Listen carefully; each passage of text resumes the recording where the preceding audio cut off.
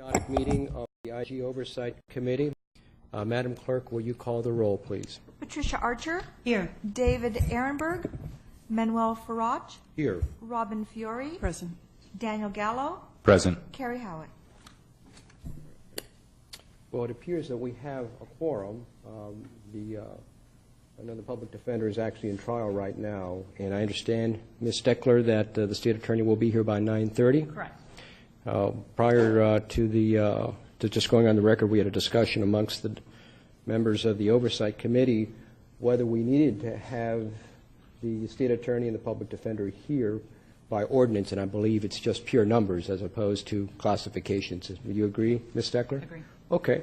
So we have a quorum, and we are ready to proceed. And we'll start by introductory comments by myself. As always, we have comment cards that are available. We already have some here. If you do want to comment on an agenda item, please fill out a comment card and submit it to myself or Vice Chair Commissioner Fiore, I guess committee person Fiore, for purposes of this committee. And we will take that up at the appropriate time. If you have electronic devices, please silence them or turn them off for the convenience of those folks around you. All right. Anything else that the members of the committee need to discuss before we go into the agenda items? No? Okay. Let's go right on into the agenda items. Let's move on to agenda item number 4, approval of the Inspector General Committee minutes. And we'll start with the semi-annual meeting of August 1st, 2012. Did the members of the committee have an opportunity to review those? Yes. Yes, sir. I've reviewed them, but I was not present at that meeting. Very good. Motion to accept August 1, 2012 minutes. I'll second it. All those in favor signify by saying aye. Aye. All right, motion passes unanimously. Motion made by committee person Fiore, seconded by committee person Gallo. And the next agenda item we have is approval of the minutes for the workshop held on November 1st, 2012. Has everyone had an opportunity to review those minutes? Yes. Do we have a motion with regard to those minutes? I'll make a motion to approve the prepared minutes of meeting reflecting November 1st, 2012 workshop. I'll second it. Motion made by committee person Gallo, seconded by committee person Archer, to approve the November 1, 2012 minutes. All in favor signify by saying aye. Aye. Aye. Motion carries unanimously. And third on the minutes, we have review and approval of the semi-annual meeting minutes from February 7th, 2013. Did everyone have an opportunity to review those minutes? Yes. Yes. Do we have a motion? I'll move approval of the minutes of the February 7th meeting. Second. Motion made to approve the February 7th, 2013 minutes by committee person Archer, seconded by committee person Fiore. All those in favor signify by saying aye. Aye. Aye. Motion carries unanimously. That takes us to agenda item number 5. I think that is the quickest we've ever done the minutes. General Steckler, and you have our presentation.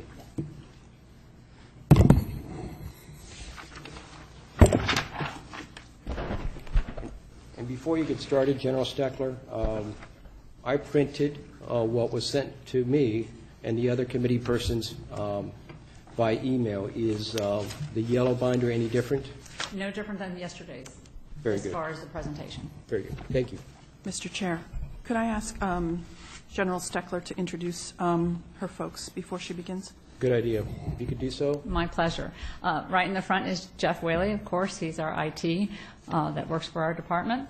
And behind me I have the senior leadership team and management of all the divisions, the General Counsel, Rob Beitler, the Director of Investigations, Don Balbachak, Evangelina Rentz, the Intake Manager, Hank Nagel, Contract Manager, Dennis Schindel, Director of Audit, Flora Butler, Investigations Director and Accreditation Manager. And actually next to her is my daughter, one of my daughters. Behind is Christy Fenley. She's the Administrative Assistant, do everything for us. Joe Doucette, Operations Chief. And I think that's everybody I have. Okay, welcome. Welcome, all of you. Please Thank proceed, you. General Steckler. Well, good morning, committee. Today I'm going to actually take you a little bit in a back step of history. It was really meant for especially those that were not here with us back in 2010 when we started this venture. So I'm going to do a little bit part of a kind of where it all began before we get into the 6-month report. But we're going to take you through the 6-month report, the budget, the staffing, and the initiatives, which are all requirements under the ordinance. And of course, for those that don't know, when we first started this office, there was a desk and a table and a computer, and pretty much that was it. And a wonderful dream by so many members of this community and all of the many people in this audience as well to make this happen. As you know, we had to move in with nothing, and actually Gina is here from Ethics. If it weren't for her, I don't know how I would have gotten my pens, papers, and file cabinets and all that, so thank you, Gina. She learned quickly how to order things and get us where we needed to go and up and operational. That was me. Clearly, it was walking into an issue where there were lots of paperwork and lots of boxes, and everybody wanted us to look at everything. It was pretty nightmare time, but we made it through, and here we are today with 23 staff. It all started with a mission statement, and that truly was to enhance the public trust in government, because that's what we had lost here in this county as well as many other places, as we see. Even our logos went through transitions. When we first designed the logo, interesting enough, everybody said that looks too much like Palm Beach County's logo. So we moved the tree to the other side for a while and thought maybe that would work. But as we graduated, we got certainly more sophisticated in what we did. And today we have that beautiful logo on the right. A lot of things that we had to do, from budget to organization structure to policies and procedures, job descriptions. We had to find qualified staff. We had to create performance measures, evaluations, orientation manuals, code of ethics for the IG, core values. Most importantly, seeking accreditation was all part of that very beginning process in that first year. Our core values: leadership, professionalism, accountability, communication, sense of urgency, teamwork, and innovation. That is what we expect from our staff every day that they are with us, and we hope that we continue to do the best we can in those areas.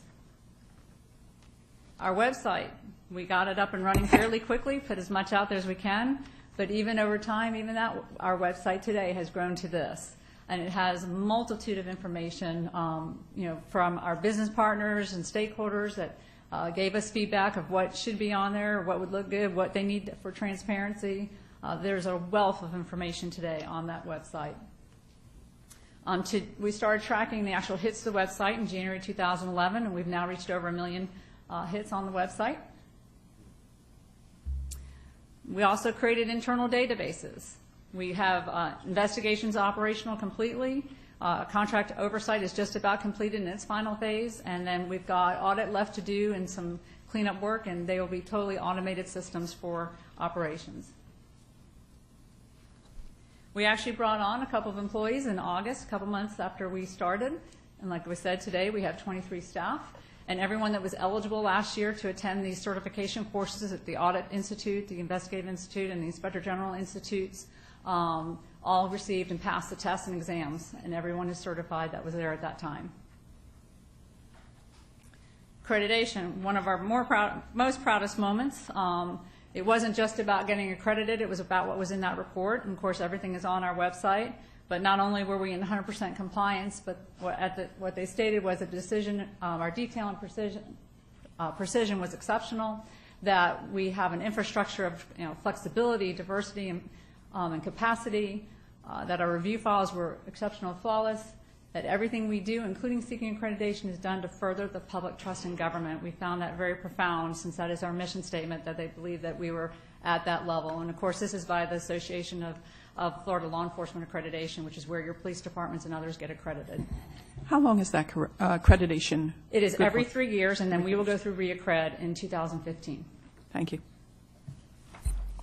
We also received first time around, which I understand is pretty difficult, criminal justice agency status through the Florida Federal Bureau of Investigation and the Florida Department of Law Enforcement. This provides us access to a lot of databases that wouldn't normally be, as well as we also get free training and other types of training that wouldn't always be offered to other people. So that was pretty substantial for us as well, especially on our first try. We created brochures and pamphlets. Those are all on the website. Our Did You Know poster. Challenges. We've had a few. Mainly, when we first started, it was really about who are we? What do we do, and how are we actually different from the Commission of Ethics? We all dealt with that early on. I think we have begun successfully to show the differences of the two offices so that everyone understands it's not a duplication. But clearly, trying to get everyone to understand what we do and reducing the fear was very, very critical. And over time, I think we're doing that more and more. Clearly, the buy-in from some is not there, may not be there ever, but it is a challenge, and we're working with it.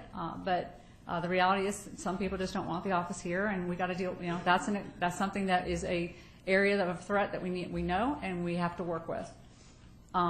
Fortunately, we find that they're hopefully few and far between. As you all know, the attempts to circumvent our independence that started with the definitions, trying to define waste, fraud, and abuse. Our funding has clearly been a threat for our office and a challenge, and our independence has been challenged at times. And as you also know, recently, keeping a stable environment so that we can not only recruit, but, of course, we can't recruit now, but retain what we have is very important, and hopefully in the future start to recruit. Successes. I think the members of the public and those that were involved in this to have the Inspector General report to the people was very important. I see it time and time again where it was a good decision, a difficult one and a difficult one to operate under, but at the end of the day that we do report to the people, and it's the people that we need to ensure that they enhance the public trust in our government. We have questioned over $10 million in costs and identified cost. And we just started the cost avoidance last October, and we're ready at 5.7, meaning that if they take our recommendations, this is what you would avoid happening in the future over a 3-year period of time. Our reports provide the guidance. A lot of people want to call them best practices, but they're there on the website. And several government entities we're seeing putting in stronger internal controls and tightening up areas where they prevent, which is the key, prevent waste, fraud, and abuse. And we are starting to get requests from municipalities and others to help. They want audits, which is a great thing. That's when you're starting to turn that page, is when they start to request help when they have situations. That's a wonderful thing. I call this my spaghetti model. You think over time you could find a trend here, but there really isn't. Municipalities, of course, the spike up was when we took over jurisdiction, and then it leveled off for a while, and now it's kind of bouncing up and down. The county bounces up and down. So there's really no trend or pattern of when correspondences come in. It's hard to say. I see some type of a pattern when there's a new majority council changeover. That seems to trigger some of the complaints that we see come in. But that's about the only trend I can see so far. Could you explain the Yes. jurisdictional and category? Yeah, the jurisdiction is Children's Service Council, Solid Waste Authority, and at that time, Healthcare District, where non-jurisdictional would be like the clerk and the state attorney and others that we get that wouldn't be in our jurisdiction. Thanks. Our news media and TV, radio, training, and speeches. We've reached over 5,000 people in our training and our speeches. Been good, bad, or indifferent. Been contacted a lot by the media over the years. So the good news here is that over 5,000 people have at least heard what our office does, and that's significant. That's how you get the message out of what we do and what we don't do. Excuse me. Yes. When you give these numbers, are these? Oh, I'm sorry. When you give these numbers, are they contacts or appearances? When we give the numbers of In newsprint and TV, newsprint are those is contact, Okay. Which typically turns out to be an article. TV or TV, where they're actual live TV. Okay, so it's not just when you are mentioned, it's when you have instigated. No, they actually have to call us and, Okay. and interview for either live or by phone. Okay. Yeah. So miscellaneous articles are not Oh, no. included in If this. our name shows up somewhere we had nothing to do with the article, no. Okay. That won't be included. Thank you. All right. Now into the 6th month. Okay, this 6th month is from January to June of this year. We took in 798 calls. It's interesting to note the 1.6 minutes. I have to credit my intake staff. They are doing a phenomenal job of getting people to put complaints in writing and getting off that phone quickly so that it can go to the next piece of their work. So they're doing very well not keeping and maintaining on the phone. The interesting thing, that dynamic here that I'm seeing change, is that 88% of the correspondences that have come in this 6 months were complaints. That's a good sign, because that means that people are understanding what we do, and we're getting better correspondences in of what we handle versus everything that we don't handle. So an 88% is a very good number, showing that people understand what we do, and therefore they're actually sending in complaints rather than something that belongs somewhere else. Of those 123 complaints, it consisted of 129 allegations. So not too many had more than one allegation, which was an interesting dynamic as well. 4 were self-reported. I believe those were in the municipalities. And then 24 actually led to whether audit was going to look at, put it on their watch list, or an investigation or a contract oversight review. Some more statistics. This is part of our accreditation standard. Correspondences we require, this is a self-made standard, not accreditation, but we self-made it, so we have to now live by it. But all correspondences that come in must be entered within 2 days to the office.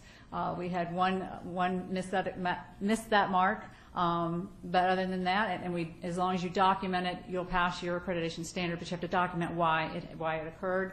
Many times, the 79% of the disposition, many times we can't make a disposition in 5 days because we need more information. That's a common thing to have an exception there, but it must be documented. And so those are all 100% documented, but we're at 79% where we actually can make a decision within that 5-day time period. And then for whistleblower complaints, we're at 100%, that those must be reviewed within that 5-day period.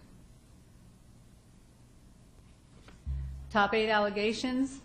It stays pretty much the same, with the employee misconduct and contract improprieties being the top 2, pretty much consistent since I've been here. Those have been the top 2.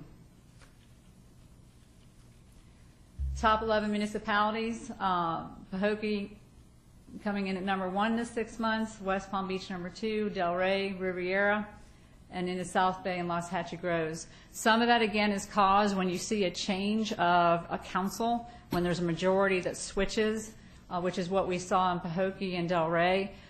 There tends to be more activity that comes our way. So that's the only pattern that I can detect right now, is when we see a change. In West Palm Beach, they have a very, very active citizens group. And so they are on it all the time, and they complain all the time. So I think that's why you'll see that city up there quite regularly. They have them and Delray, they are very active citizens in those cities, paying attention. And Riviera, very active citizen group in that area as well. In the county, the Department of Economic Sustainability, Parks, and Facilities are their top 3 areas where we have the complaints that came in the 6 months. In investigations, we issued 5 reports this 6 months, 3 administrative cases, 2 management reviews. We sent 7 correspondences over to the state attorney's office for potential criminal, which we're required to do. And we had $1.8 million in identified and questioned costs this 6 months. We recovered $6,700, and the cost avoidance is almost $500,000 if they if they do the corrective actions that we recommend. All this is on our website, and everything, and I can show you later that every case specific with every dollar you can click on to backtrack and look at what case we're talking about. It's all out there on the web. This is just one example of the management review that we released this year. This was on Solid Waste Authority. This was a very complicated situation because Solid Waste had hired an external auditor 11 months before we got called in, but the county commission asked, they thought there might be something more going on here, and asked us to come in. It was quite difficult because we had to pretty much find all the information from what the auditor did and take all that out before we could even start this audit. But we looked at, we actually went to the warehouses and looked at all of the tickets. We took a sample size. It was very, very complex, very detailed. But at the end of the day, we found an additional 1,300 dumps that had not gone to Solid Waste Authority. They should have. They went elsewhere. They did actually wind up finding some of the tickets that we had asked Solid Waste to find. There were some discrepancies at 2,000. They found, I think, about 1,500 of those. 1,498, yeah, 1,500 of those they actually subsequently found after the review. In contract oversight, they've issued a total of 6 reports this 6 months. 3 were notifications on Children's Service Council. Delray Beach cleaning. That one was a combination of an ITB and an RFP, which is an invitation to bid and a request for proposal. You can't commingle those. It doesn't work right. And on the last one, solid waste, that was on the labor hour where one of the commissioners, county commissioners, was concerned, and many others, I'm sure, after that, whether or not they were meeting their labor requirements for local. And in fact, they were. On the observation side, these actually were all kudos to the city, the county, and Solid Waste Authority, where they did a good job at how they were procuring. Welcome.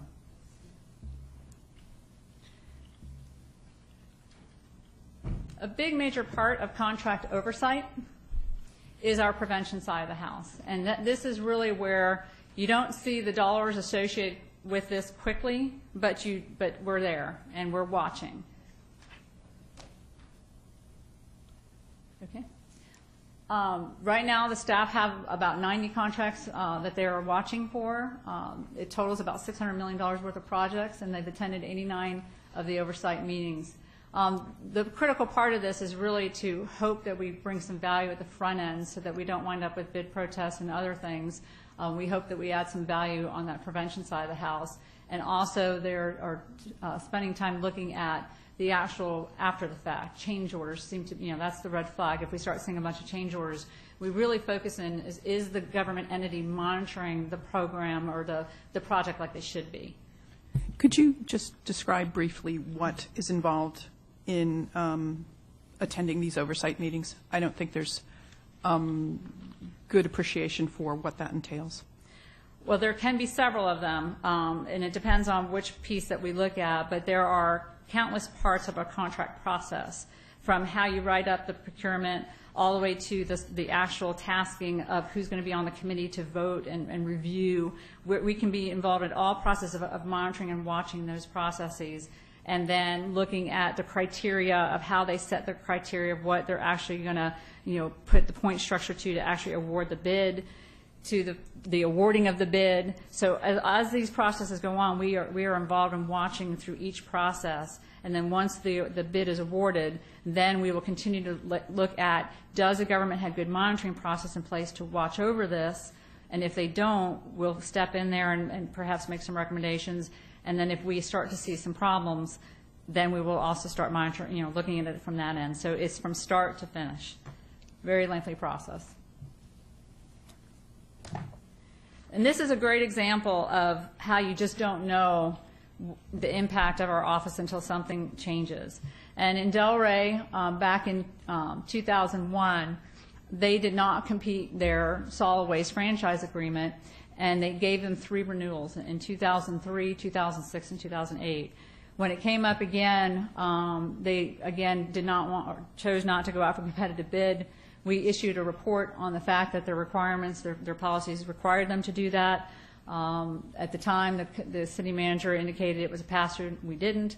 The council then changed, and as a result, they took this as one of their lead steps to make a difference in their transparency of their government, and they wanted to have an outside law firm look at our report and whether or not they should have gone out for bid.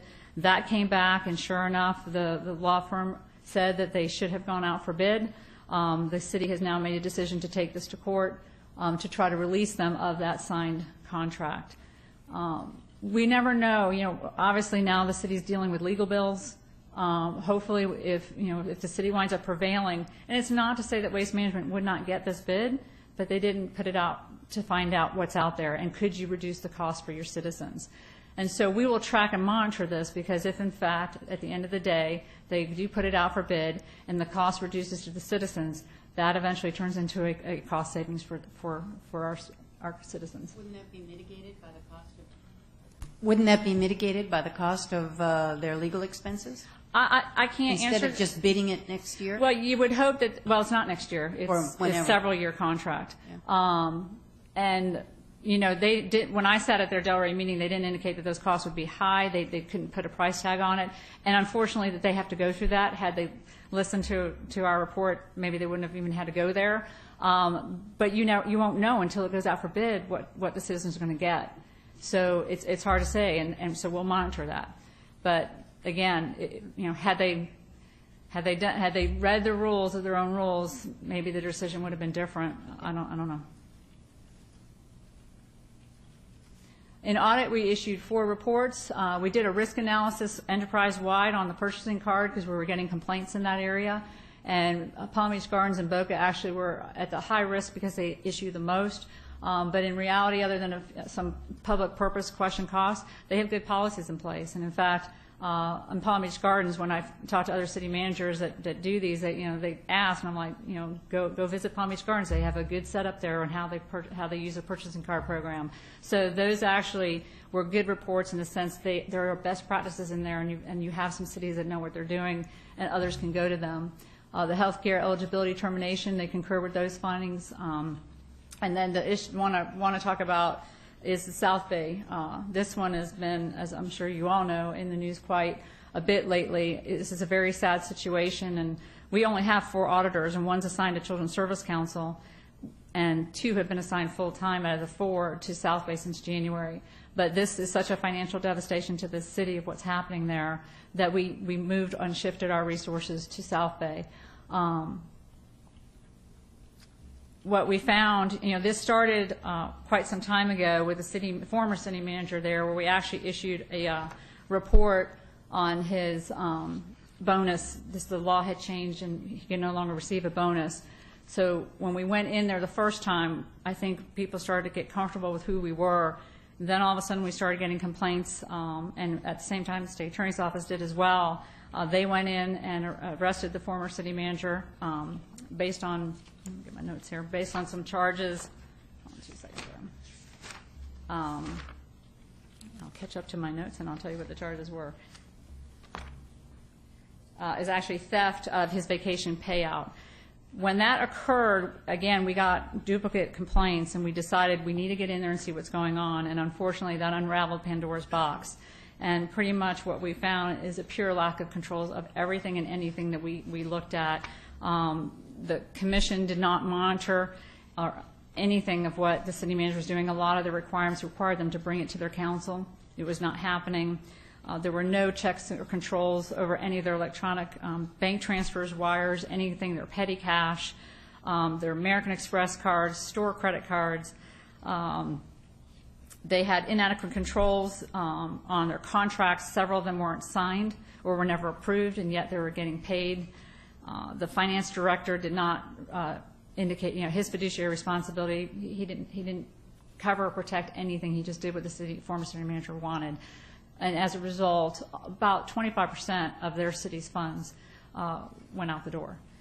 The good news, thank you, Mr. Ehrenberg, they just recently pressed additional charges on Mr. Alston with a total of 9 charges, including aggravated white-collar crime, corrupt misuse of official position, misuse of public office of employment, and several counts of grand theft varying in different ranges on this gentleman.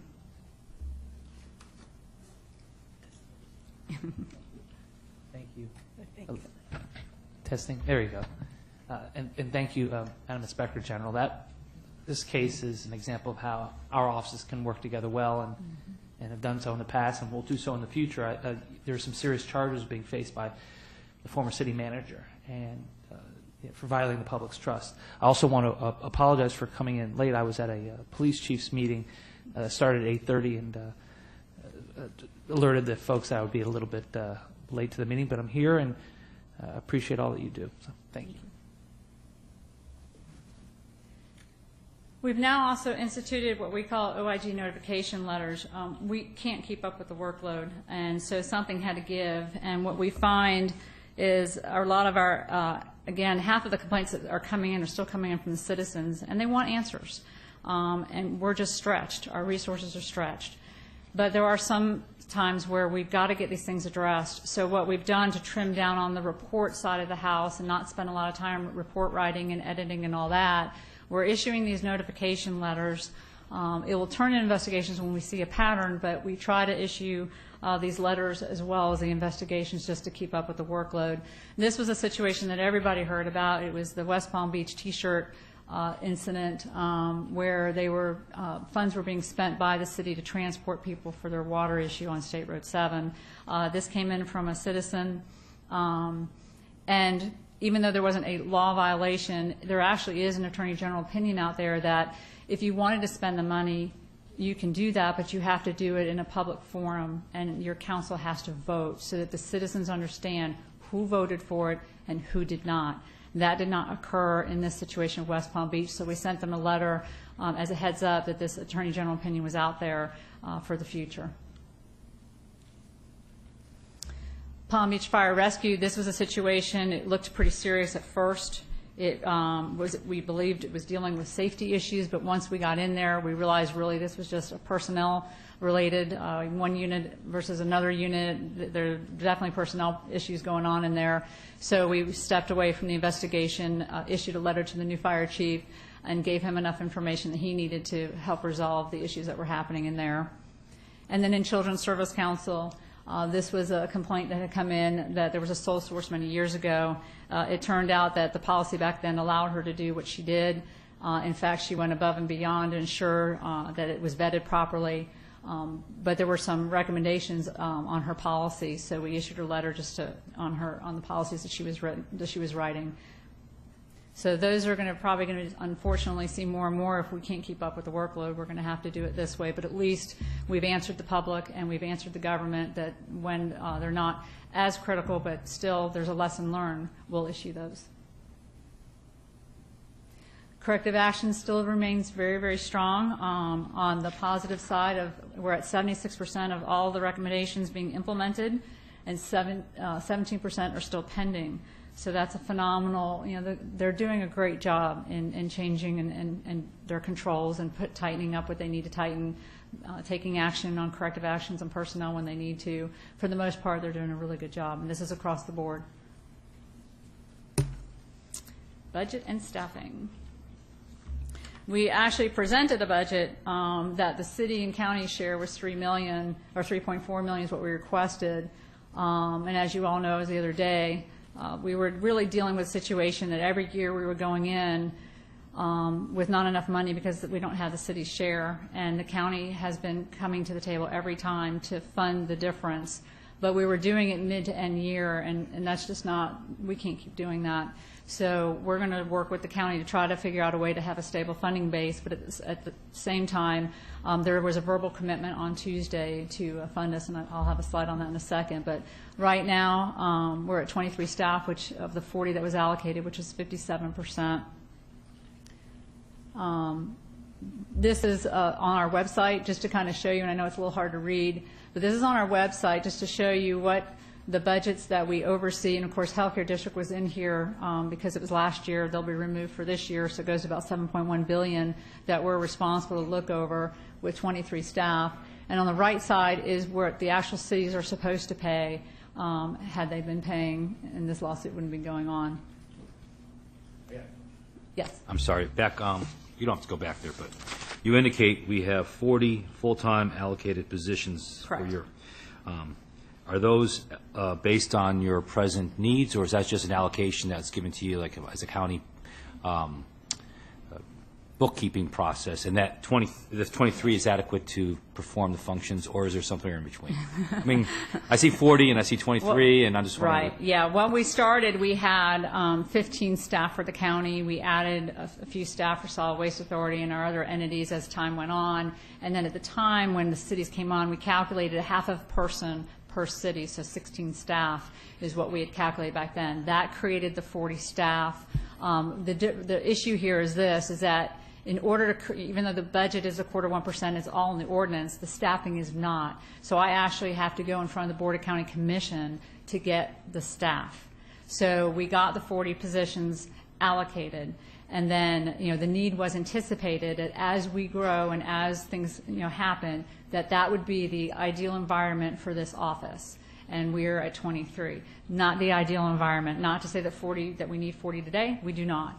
But somewhere in the middle, we're struggling with what we got. Okay, so if we have 23 assigned now, Correct. Is it budgetary restraints or is just okay, Budgetary constraints. thank you. Yeah, we had 26 at the beginning of this year, but in anticipation of knowing that I was going to lose the healthcare district, we didn't fill those. So we went from 26 to 23. But of those 23, some number are dedicated to solid waste or children's Absolutely. health. So how many are not available to you of that 23 for county and municipalities? We have it all merged together because some of it's administrative, but technically you could say that those dollars fill about 5+ positions. So maybe, probably 5. All right, so effectively you have 17, Yeah. including yourself. To do 38 municipalities and the county. Thank you.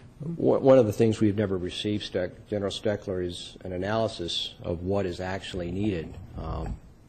Because obviously, we've had the discussion before with what is the total between the county and the municipalities. It's $7, $8, $9 billion a year, and we could fund a staff of 200.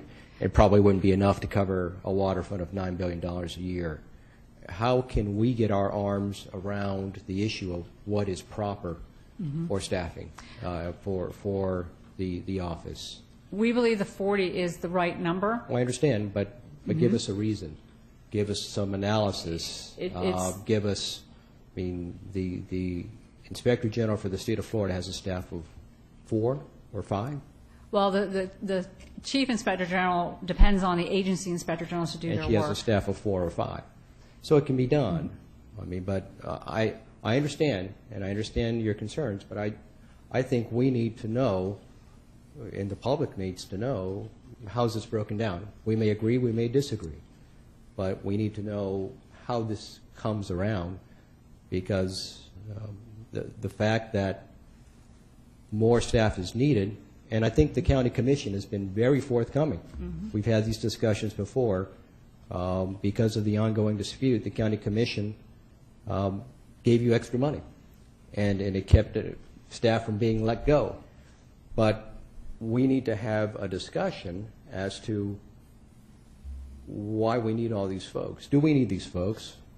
Do we need more folks? Do we need 80? Do we need 100? Do we need 10? I don't know. And I look at these things pretty carefully, I think, and I'm certainly not the smartest person up here. But I am still having a hard time getting my arms around what is the proper funding for the office. I think that discussion needs to be held.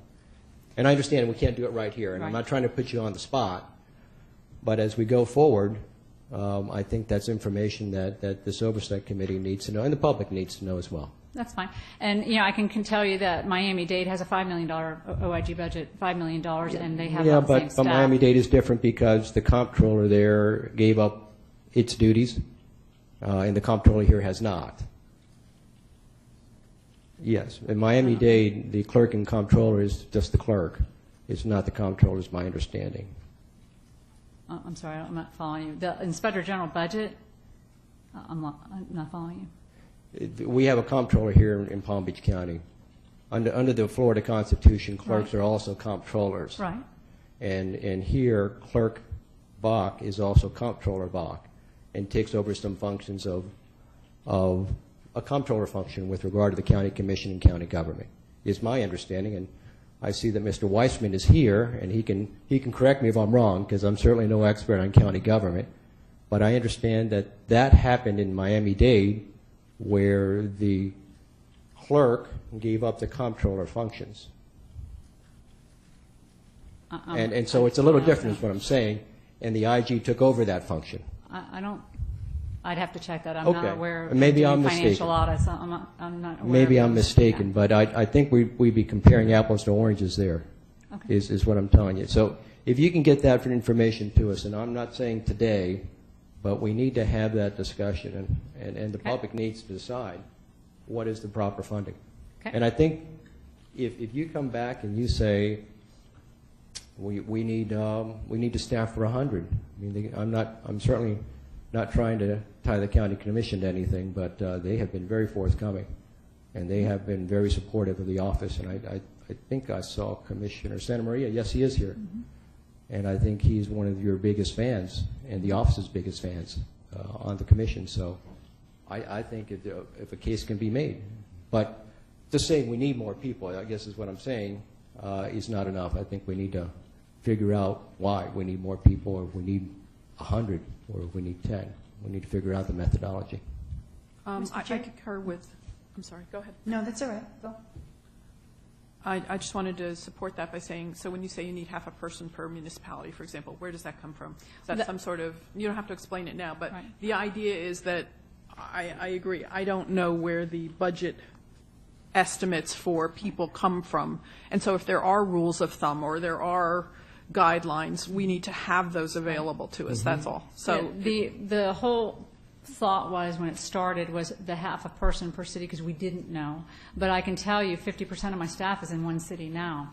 So it's hard to we are not even close to hitting all the work that we possibly can be doing. And so you could say you only need 25 staff, but you're not going to get all the work that needs to be done. We are treading water investigations, trying to keep up. We have cases in pending.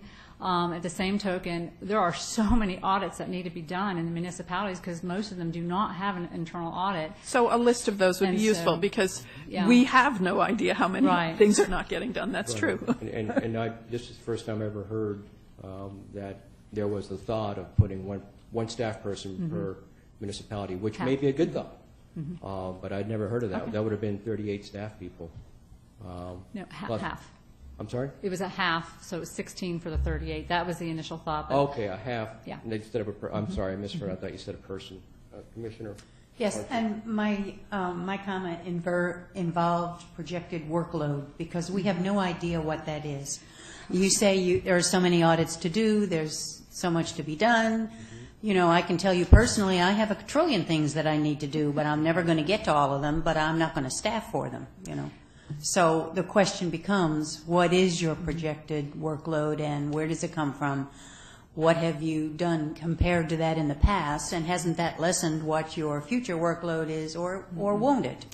In the We have audit no world, idea. In the audit world, we look at the amount of hours that are available per person. And so it's calculated on hours, and then you back into, okay, you have X amount of hours per year, how many projects can that person do? And depending on whether they're extensive, like we did in Open Sky, or whether they're a quick P-card audit, will depend on how many hours per project. So it's you look at the hours, so you always look at how many predictable. staff. So it's predictable on how many numbers that we can get done. But you do have to triage some of this stuff. So that's what South Bay is. Right. So that you can justify to other municipalities why you're not doing something for them, but you've allocated 2 people to this. So we're Right. looking for some sort of a triage plan, I guess, so that we understand what your priorities are. In the past, we've sort of, Well, we've commented given on great priorities, deference. yeah. We've given great deference to the office and to yourself. And please don't take our comments No, as it's being critical fine. of yourself or the office, but we just need to get our arms around this situation. Because Sure. I think I can speak for myself. When you stand there and you tell us we need this many people, I think you sincerely believe that we need this many people. But our role is, as an oversight committee, is to have that open discussion here in the public to find out why. We're not auditors up here. You need to explain to us the nuts and bolts of auditing, the nuts and bolts of being an IG, and why you need more people.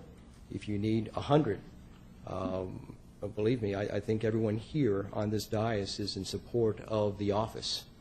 I don't think there's a naysayer here, but we need to get our arms around that particular issue.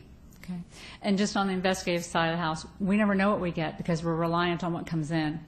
And so we will start to look at some of those trends and see, but as you can see, everything changes depending on when we see changes in the governments. All of a sudden we get a rash. So it's hard to predict on the investigative side of what kind of workload there is and how many complaints that come in. But we can, we'll try to wrap our hands around some of that, and certainly on the audit side and on the contract side. Great. Do we know how many projects have come in that you have not been able to get to? I think we have, 7 on the pending list right now? We still have 7 investigations on the pending list, 7. Kid, which is a lot. is Can you disclose those investigations to us? I And- can't. They're confidential while they're open. That's the problem. Well- And that's what makes us hard, too, is that a lot of our stuff is open and we're prohibited from talking about what they are. What makes them confidential? Because they're technically active, because we just haven't been able to finish, getting in there. So because they're active, again, we don't want to taint somebody's reputation if something got out beforehand, whether we've had the chance to identify whether it's accurate or not. And the law requires that. What law? 119.07. Why is the Ethics Commission allowed to know about pending investigations, but the Oversight Committee is not under 119? It's very specific to our work papers that they are confidential until it's closed. We have a specific statute that addresses Inspector General, Okay. and it's under 119.07. Yeah, I understand, and I'm we're trying to in a get my public arms around setting. that particular issue as well. And I'm not asking you to disclose those investigations here, Right. but we have a process in the Ethics Commission where we have in-the-shade meetings, which are taped, and then there's discussion, and we have probable cause hearings, and after everything's done, it becomes public. And perhaps the question is better directed to counsel. I'm not trying to, again, put you on the spot, but this is part of it's part of my trying to get my arms around. Right. It may be an investigation over, purchasing cards of $500. Okay. Or it may be an investigation of a $200 million bond purchase. And then we're not trying to step on the state attorney's shoes or toes either, but if we're an oversight committee and we need to protect the office and support the office, we need to know what's going on. State Attorney Ehrenberg, you look like you had a comment. No? Okay.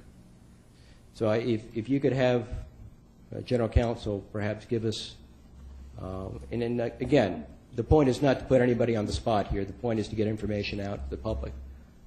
That would be helpful for me because I'd like to know what investigations are going on as we form an idea of how we can support the office. Okay. I mean, we can certainly send you, if you want us to write you something, or you want Rob to come up now. I think he's welcome to come up now. Rob, you want to? But again, the point is not to put people on the spot. Right. The point is to get information out to the public and make good policy decisions. We just want to make sure that the information we give to the public doesn't taint somebody's reputation too soon. Oh, I That's- understand. But It could believe me, be- we've never had a leak in the Ethics Commission. So I don't know that the in the shade process leaks anything because it's not disclosed. If it's in the shade, it's recorded and it's memorialized, but it's not disclosed until the investigation's over. We can look at whether we can, you're talking about a closed-door session? Correct. Correct. We'll do an evaluation of the law and see if we can do that. But we'd have to do an evaluation because we have a very specific statute. So I will certainly have our counsel look at that and see if we can do a closed door on pending. Or minimally, at this moment, you could just tell us how many hours are involved. In other words, you have 7 that are, You never know. I mean, they. well, you have an estimate because you have to assign workload, right? So if there are 7 pending investigations, do you have an hour's estimate or a personnel estimate for them so that we can have some sense of what's not getting done because of staff restriction? I think the difficulty, and I'm the difficulty is sometimes you don't know what you're going to get into until you get in there. South Bay is a great example of that. We can go back and do an analysis and try to look at those pending, and Don and I can try to put some hours to it. What we're trying to do is help you make a case. I know. I mean, we're Yeah. And I doing due appreciate diligence, that. but also Yeah. saying that at every meeting that we just rely on Sure. your estimate of something, we have less to help you with. We'll try to do an analysis, even if we go back and look at some of the ones we've done to get an analysis of the time. We'll try to work on something where we can get an analysis of But don't staff spend too much time on it. Yeah. Because you're busy. Ms. Stecker, do you know that statute section off the top of your It's head? 119.07, is it 07? 2A or 2? Somebody look that up real quick on your, Uh, I know it's 119.07, I think it's 2A or 2C. Okay, I'll pull it up as we're talking. Okay. I'm sorry, we interrupted you. Go ahead.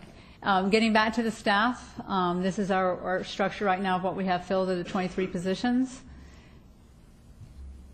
And again, if you look just at the auditors, there's 4 auditors. On the intake side, we have 3 individuals that handle all the calls and all the correspondences, everything come in. We have 3 investigators and the supervisor, investigation supervisor, who's also our accreditation manager. So when you look at, and on the contract side, we have 4 people. So it's not a lot of, when you look at it from that perspective, there's a lot of work happening with a very few amount of staff. And again, what we mentioned on Tuesday, the Board of County Commission was gracious enough to do a verbal approval. Bob Weissman was kind enough to put it on the agenda for this past Tuesday, and they gave a verbal approval of the $1.5 million that the municipalities are supposed to pay for next year. We will need $687,000 of it to keep the current staffing level, and they graciously verbally approved that this Tuesday.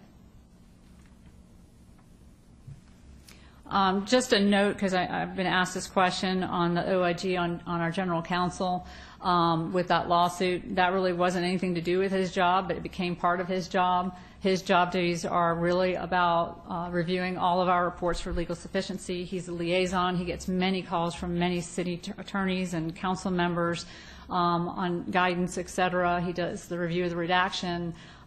He's part of issuing all of our subpoenas, conducting all our legal research. He negotiates our contracts. So that's what our general counsel was hired to do. We did not hire separate counsel for the lawsuit. Rob took on that responsibility at the he does not get any more pay past his 80 hours that he works. Like all of us, if we work 100 hours, we get paid for 80.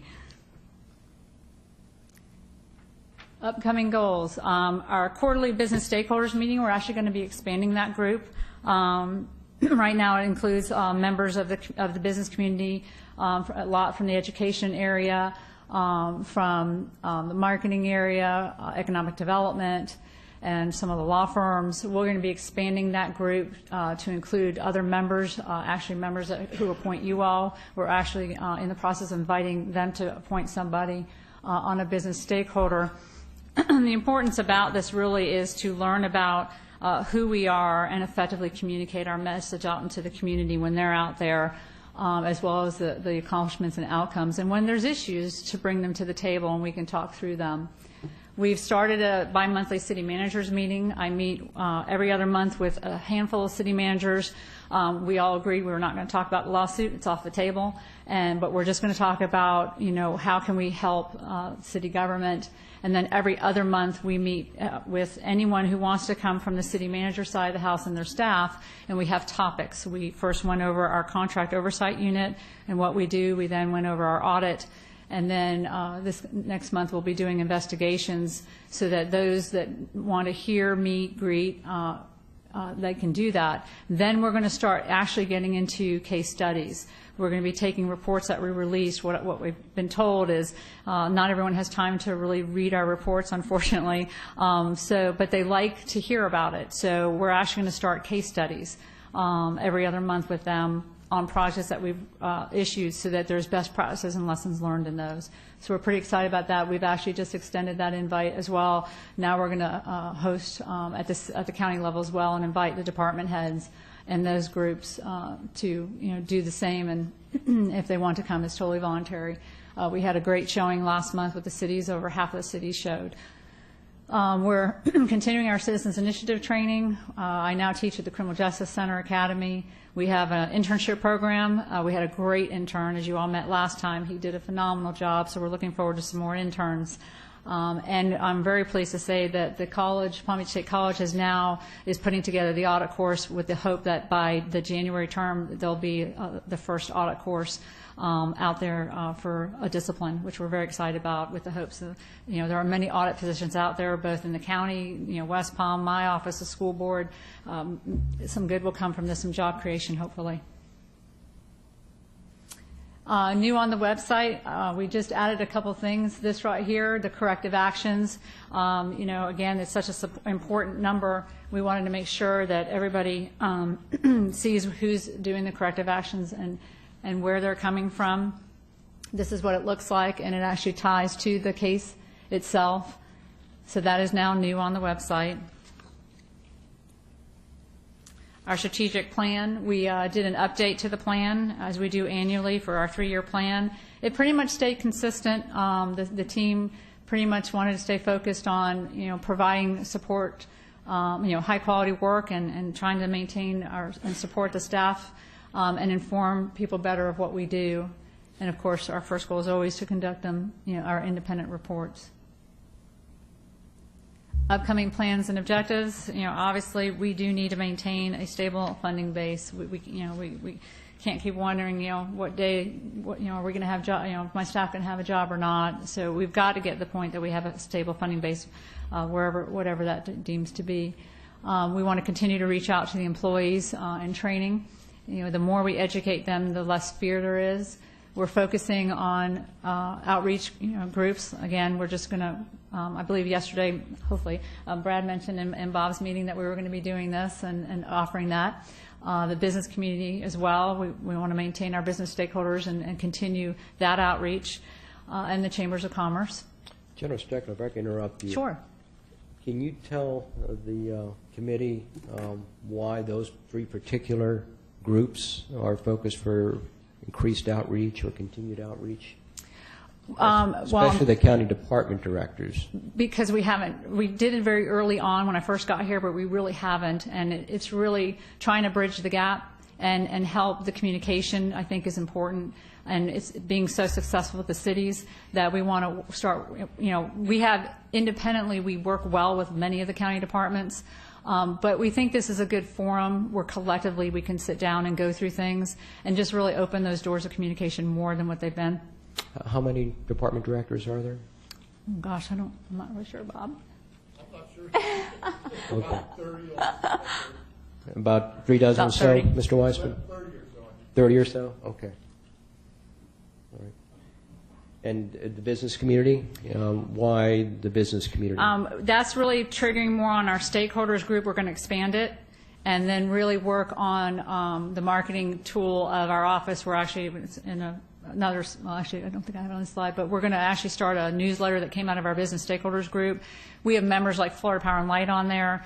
There's ways to get the message out that the business community can be assisting in. So we want to focus on that community more. The construction community, they've been very open in the past. We want to invite them on there to really help, because all the disciplines that we work with, and to get our message out as to what we do and how can they help and how can we help. Thank you. Oh, that's it. More questions and comments. Are there any comments or questions from the members of the committee? And we'll start on my left as is common. State Attorney Ehrenberg? Nope. Committee Person Fiore? I do. If this is already on your website, I'll just be outed that I haven't looked at it recently. And I'm also not trying to give you more work to do, but something that you said struck me as being something very valuable, where you said you can refer people to another municipality that's doing it right.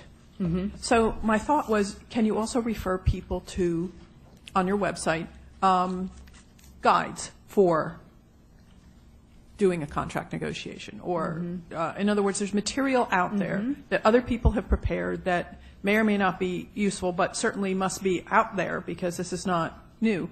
That could be on your website, resources for people who have these responsibilities in the community. They would be useful, I think, to your citizens as well, but at least to put something on your website that supports those who may have questions about how to do that thing. Well, we have a couple things, and I think that's a good point to add something. Let me show you what we have, and then I'll go on what you're saying. If we go under go to the municipalities, the links. Is it links? Yeah, I think it's links. Okay, go down. Under links, right there, we have all the best practices that we kind of look at, and many of the governments look at in procurement. They're right there on the website for them. In addition, we just added, and I think this will be good to add what you're saying to this, go to what we just added yesterday. We just put the top issues that we're seeing, and I think what you're saying, what we could do is we just now added this, and maybe on this slide what we can do is point to some of the reports we've issued that have best practices in them. Right. For example, the purchasing card. So we've just now put this out there as a list of common issues found. Yeah, And, that's great. and I think that's where So it would you're go. already It would go good there. on the same path. So the one that you had previously, which is The best practices. the best practices, is that, since my eyesight is also poor, is that on the drop-down part?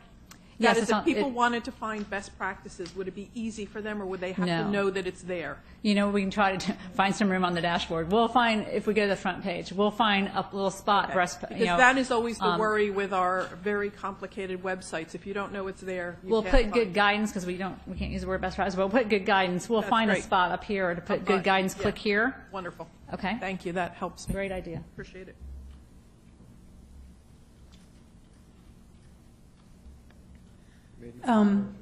I would like to say that I'm very happy to see that at this point, having been established for a while, we're now doing more outreach and training, because I firmly believe that the more information that's out there, the better off we all are.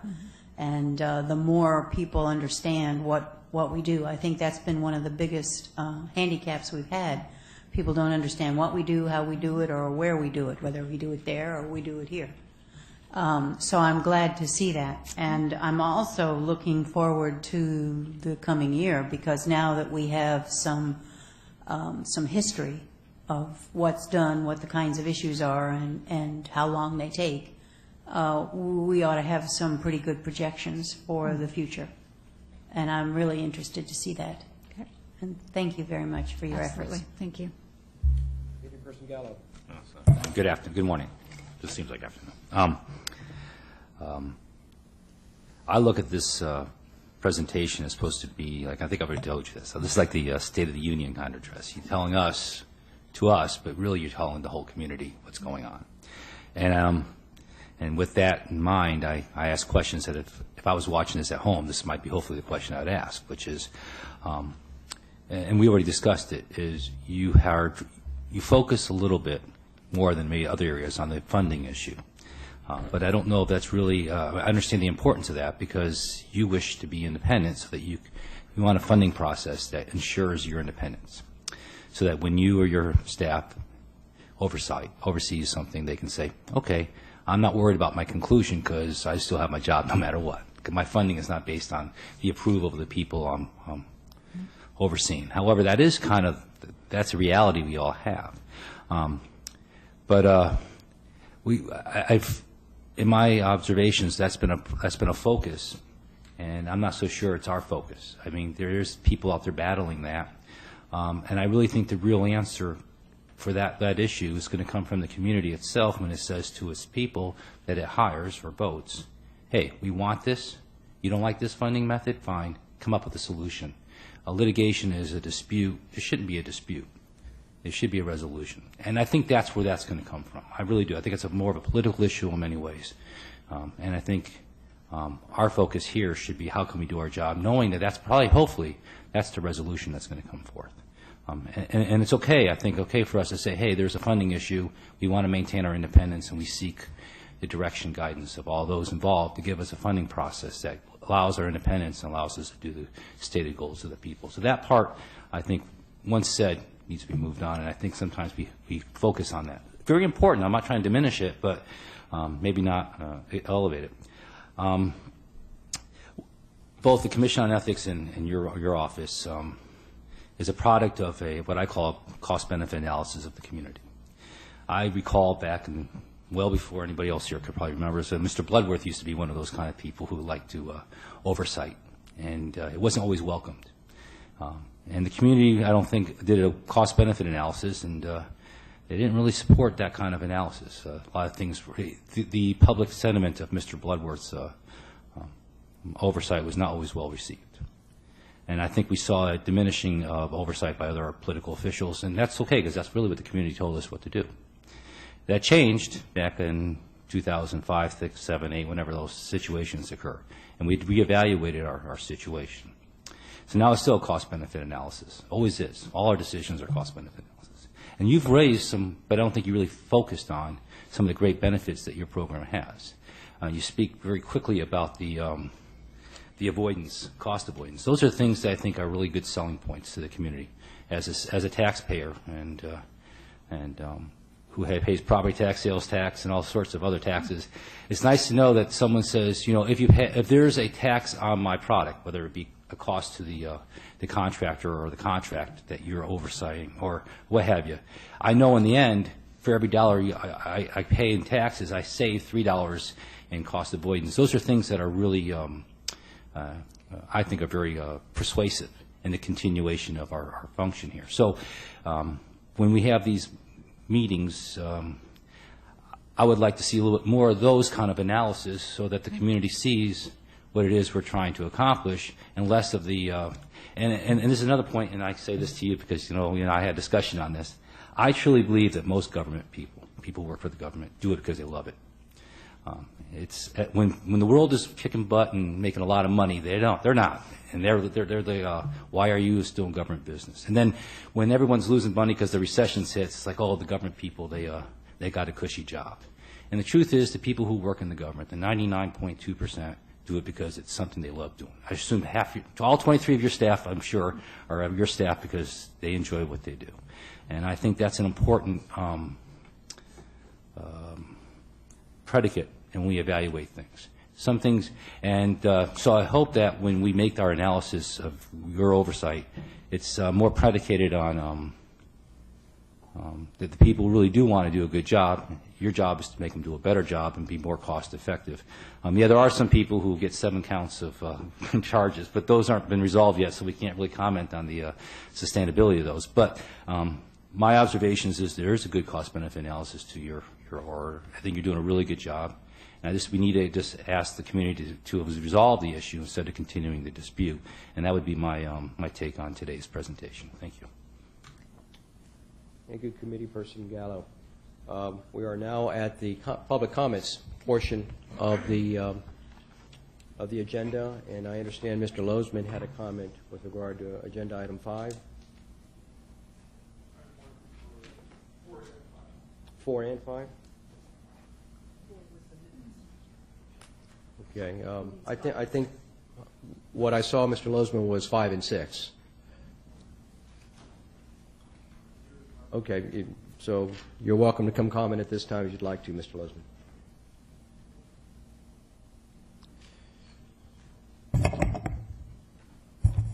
Please state your name and your address, please. Thane Lozman, 2913 Avenue F, Riviera Beach, Florida. I want to preface my comments by saying that I can't recall ever having come to criticize a county official. I've made public comments where I've complimented the county administrator. I've always had a positive relationship with him over the years. I've written a newspaper story about the new state attorney and his staff. I'm impressed with his operation. But I'm coming here today to discuss my interaction with the Office of Inspector General and how I was treated is unacceptable. I have spent years trying to expose the corruption at the Riviera Beach Tiki Bar. And I've reached out to the state attorney, the U.S. attorney, auditor general. I've met with individual members of the Joint Legislative Audit Committee. When I became aware of their investigation into the Tiki Bar, and that was in the last 6 months that their report came out, I came up to their offices and I gave a sworn statement. I also introduced them to an individual that wanted to take over the Tiki Bar lease, and he gave a sworn statement. I provided their office with copies of the Auditor General's report that was done for Riviera Beach, and in that report was findings relative to the Tiki Bar. That information showed misconduct, not from me, from the Auditor General. It showed misconduct where rent concessions were given because certain officials didn't want to pay for meals. It showed enough misconduct where members of the Joint Legislative Audit Committee actually had sent a letter, I think 5 years ago, to the state attorney at the time saying, yeah, we think there's some criminal conduct involved here. When I met with the investigator from the Inspector General's office, I gave them names of former employees at the Tiki Bar who were fired that had provided me and other individuals with information of corruption, with payoffs to at least one elected official, and more significantly, thousands of free meals and drinks were given to elected officials and city staff. None of that information made it into this report. The individuals we said talk to them, they were not investigated. The findings of the Auditor General were not in this report. Now, they did point out in the report that, the Tiki Bar is being leased for $6,500 a month when the city's appraisal said $19,000 and an offer was made for $22,500. So it showed that there was a loss of revenue of $653,000. But the point is, why was there a loss of $653,000? Because these elected officials would be beholden to the owner of the Tiki Bar, and they did not want this to go out for rent. I called up when I was leaked a draft copy of this report. I write a monthly column for the Palm Beach Sun, and someone leaked me a copy of the draft report. I immediately reached out to I sent an email, or I don't know if I emailed or called. I reached out to the inspector. I'm not exactly sure, but I reached out when they became aware that I had the draft copy. The inspector called me up at like 8:15 in the morning yelling at me, "Who gave me the draft copy?" I said, "I don't have to tell you who gave me the draft copy. Why don't we deal with what a sloppy piece of work this report was?" And he said, "You have to come down right now and give a statement who gave you the draft copy." I go, "No, I don't." And I did not go down. I thought he was completely rude and obnoxious. I reached out to Ms. Steckler on 2 occasions, and she's yet to call me back. I sent an email to the chairman, Farag. He was very courteous. He responded to me. He copied other committee members on what I addressed, and the chairman was even courteous enough to send me an email to tell me there was going to be a public meeting today if I wanted to attend. So when you look back and you talk about professionalism, professionalism means that if a citizen has a problem with an employee that works at an agency or works somewhere, and they reach out to their supervisor, they should have the courteousness of a response. Someone should have got back to me. Ms. Steckler should have got back to me. She should have the courtesy to return my phone call. She should have had the courtesy to realize this report, for lack of a better word, is a piece of garbage. This report does not have the information of the Auditor General. It doesn't have numerous witness statements in it, and it doesn't give an explanation why. Why is the city's procurement code being violated? They increased the space of this Tiki Bar 6 times, and all that space never went out for rent. I mean, I've had a passion for trying to fight corruption in Riviera Beach. That's why I lost my floating home. That's how I ended up at the U.S. Supreme Court for 2 reasons: trying to keep the marina public and trying to clean up the corruption at the Tiki Bar.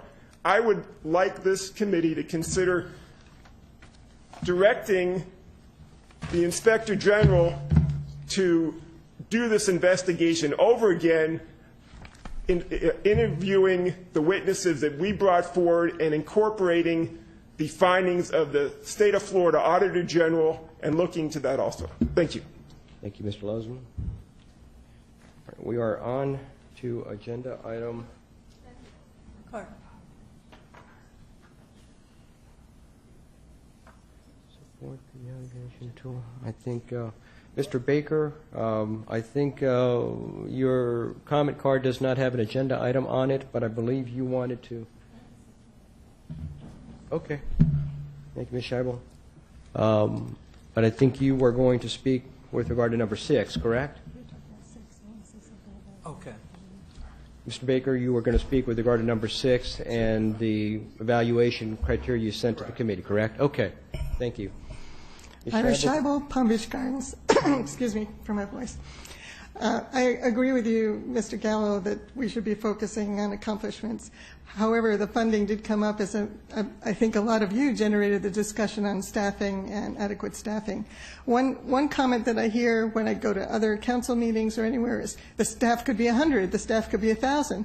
The staff is self-limited by a maximum of the 0.25%. So if one looks at what the budget can be, it's 0.25% of all those contracts. So it couldn't be 100 unless they're not getting paid. And so that's where our Citizens Initiative comes in. So I just wanted to counter that because this is being televised. It's out there. People will hear a staff of 100 and it'll cause alarm when there is a max just based upon 0.25%, which Ms. Steckler has never been funded to nor asked for. So just wanted to add that comment. Thank you. And thank you for pointing that out, Ms. Scheibel. My comments were directed to, and Ms. Scheibel, you're welcome to respond if you'd like, to the fact that if there is need for a staff of 100, we need to know that. And I'm not saying that there is. And I'm not saying that no one but said. so many things are taken out of context when they can hear it could be 1,000, it could be 100, it could be 50. It can't be based on the ceiling of the 0.25%. Those are wise words. Thank you, Ms. Scheibel. Charlotte Taylor, did you want to comment on agenda item 5? I just had a couple of things to say. Yes, ma'am. Please announce yourself and your. Everybody and Please announce yourself and your address, please. Charlotte Taylor, 2165 Ibis Isle Road, Palm Beach, Florida. Welcome. Thank you. I just wanted to say that I think the most important thing about this office is its independence, and when the commissioners want to know or want to have disclosed to them what the cases are that are being reviewed but not yet closed, I really don't think that is appropriate. I wanted to say that one thing. I think they should be kept closed to, this commission and everybody else until the Office of Inspector General has finished its work and come to its conclusions. Also, the discussion about wanting to have great detail on the number of employees that are required to do the work. It seems to me that the Commission should be focused on the $7.4 billion in tax money that's spent. I think that a budget of $3.7 million and 40 people, which she doesn't have, but is not unreasonable when you're talking about taxpayers' dollars in 1 year, cumulatively being $7.4 billion. That's a lot of money. And 23 people overseeing all of that doesn't seem unreasonable at all. Even 40 people wouldn't seem. And I think it's protection for the taxpayers, and I think it's I think the scrutiny and asking her, pinning her down and trying to account for every hour and so forth is not the place to put the focus. And thirdly, I wanted to say that the Office of Inspector General is the wave of the future, and it would be nice if Palm Beach were in Palm Beach County were in a leadership position and see that, cities like Detroit, and there are cities in Pennsylvania, there are cities all over the country and counties all over the country that are broke, and they're in, a devastated condition. And if they had had an inspector general, they wouldn't be in the situations they're in today. And this is just the beginning in terms of these cities being disclosed. Over time, over the next few years, I'm sure there are going to be a lot more. So those are just the basic comments that I have. I'm interested in the office. I think this woman has done a fantastic job. She seems so dedicated to me, so courageous to keep working when only 3 municipalities, I think, have actually paid their fair share. And I do intend to go, and I have some property in Lake Worth as well, and I do intend to go to the mayors of those towns and city managers and ask if those cities are paying, if Ms. Bach has returned their checks, or exactly what the status is. Why is this woman and this office not being paid?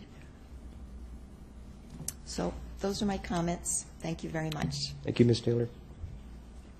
Do we have any other comments with regard to agenda item number 5? Doesn't appear that we do at this time. Mr. Baker, did you want to speak with regard to the renewal criteria for the IG contract? Please. Mr. Chair, if I may, real quick, Public Defender Howitt has commented on that process by email this morning. So if you would like those now that we're in the sunshine, she has her comments about what's going to be proposed whenever you want. Oh, okay, yes. This is with regard to the proposal by Mr. Baker and the, Mr. Baker, forgive me, IG. Palm Beach County Ethics Initiative. Yes, sir, thank you. Thank you. I can never get the name correct. Thank you. Just for my housekeeping, we are now on agenda item 6. We're Yes, we are. Okay, thank you. Yes, we are. And for the benefit of the public, the Palm Beach County Ethics Initiative sent an email to all the members of the committee, which contained criteria. What it proposes as a criteria for review of the IG contract. Correct. Did I get that correct? All right. Correct. And we'll put that obviously into the public record as well. Thank you. And forgive me for not identifying the agenda item, Commissioner Farrar. Quite right. My name is David Baker. I live at 220 Miramar Way in West Palm Beach, Florida. I am representing this morning the group, the approximately 6-year-old group known as the Palm Beach County Ethics Initiative.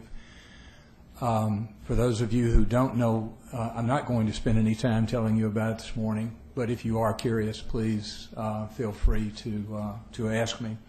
Before I begin my comments, I want to pay particular attention and a compliment to Commissioner Gallo on his comments this morning.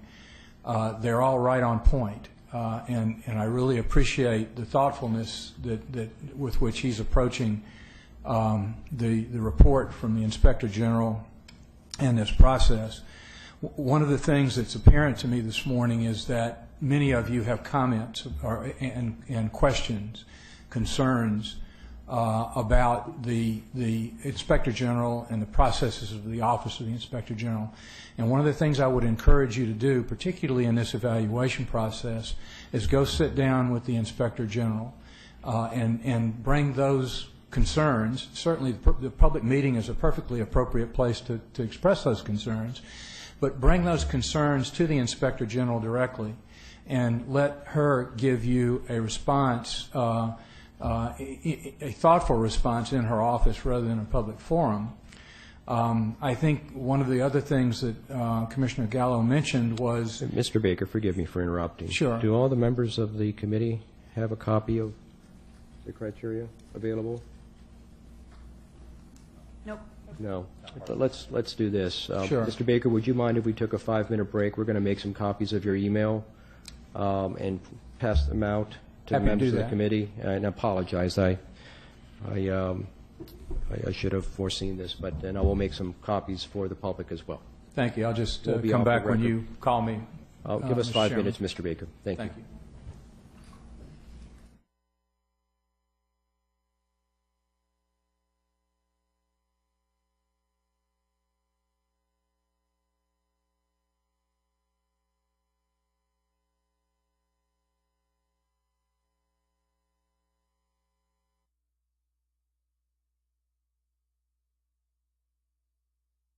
We are back on the record. In the meantime, staff has made copies of Mr. Baker's email.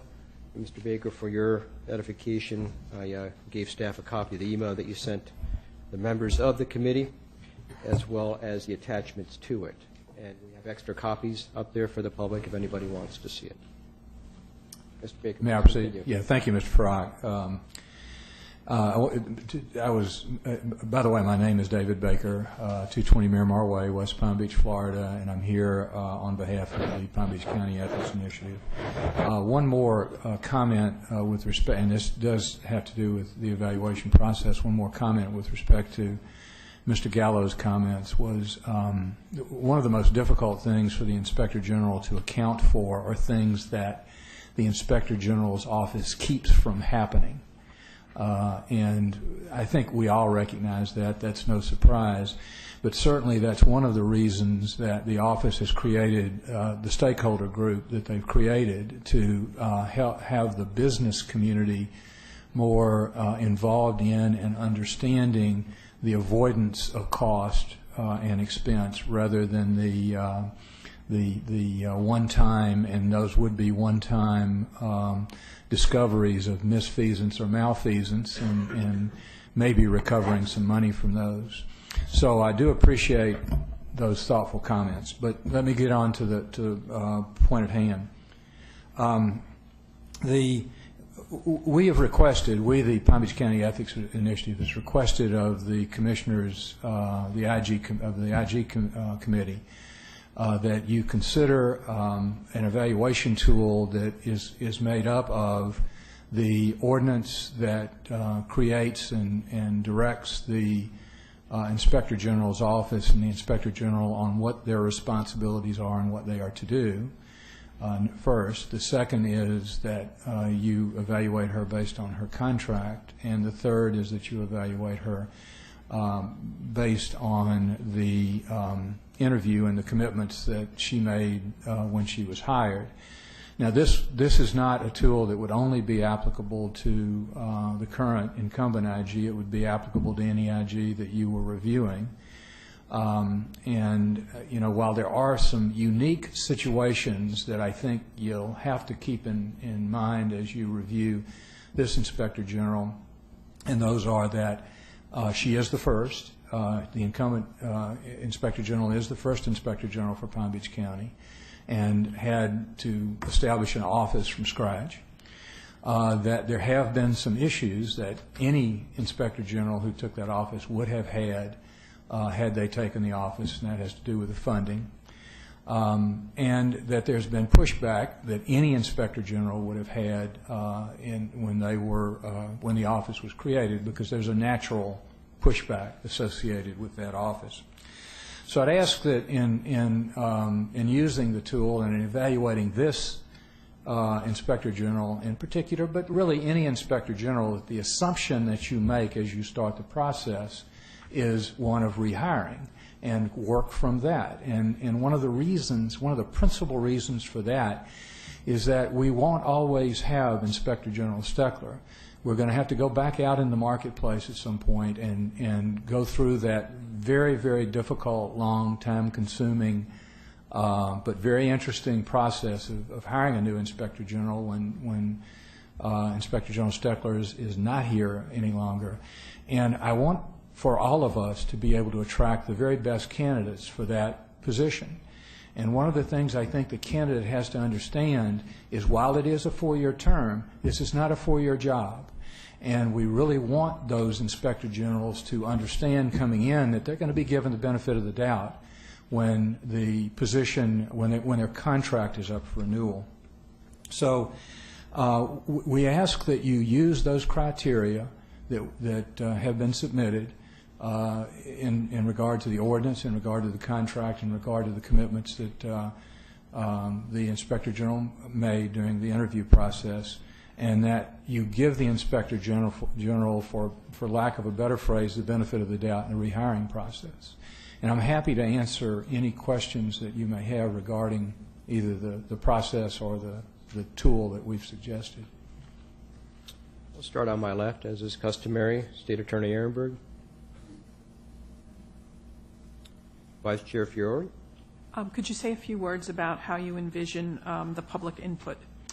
Well, we think one of the important things about public input is that it really be meaningful. I think as we've all, and maybe in earlier comments, kind of touched on it, the Inspector General is not always going to be the most popular person in town. In fact, the more aggressive and diligent they are in doing their job, the less popular they are. And the State Attorney knows that. The Public Defender knows that. Most of us know that when you're in those positions, you have to be prepared to take a lot of public criticism.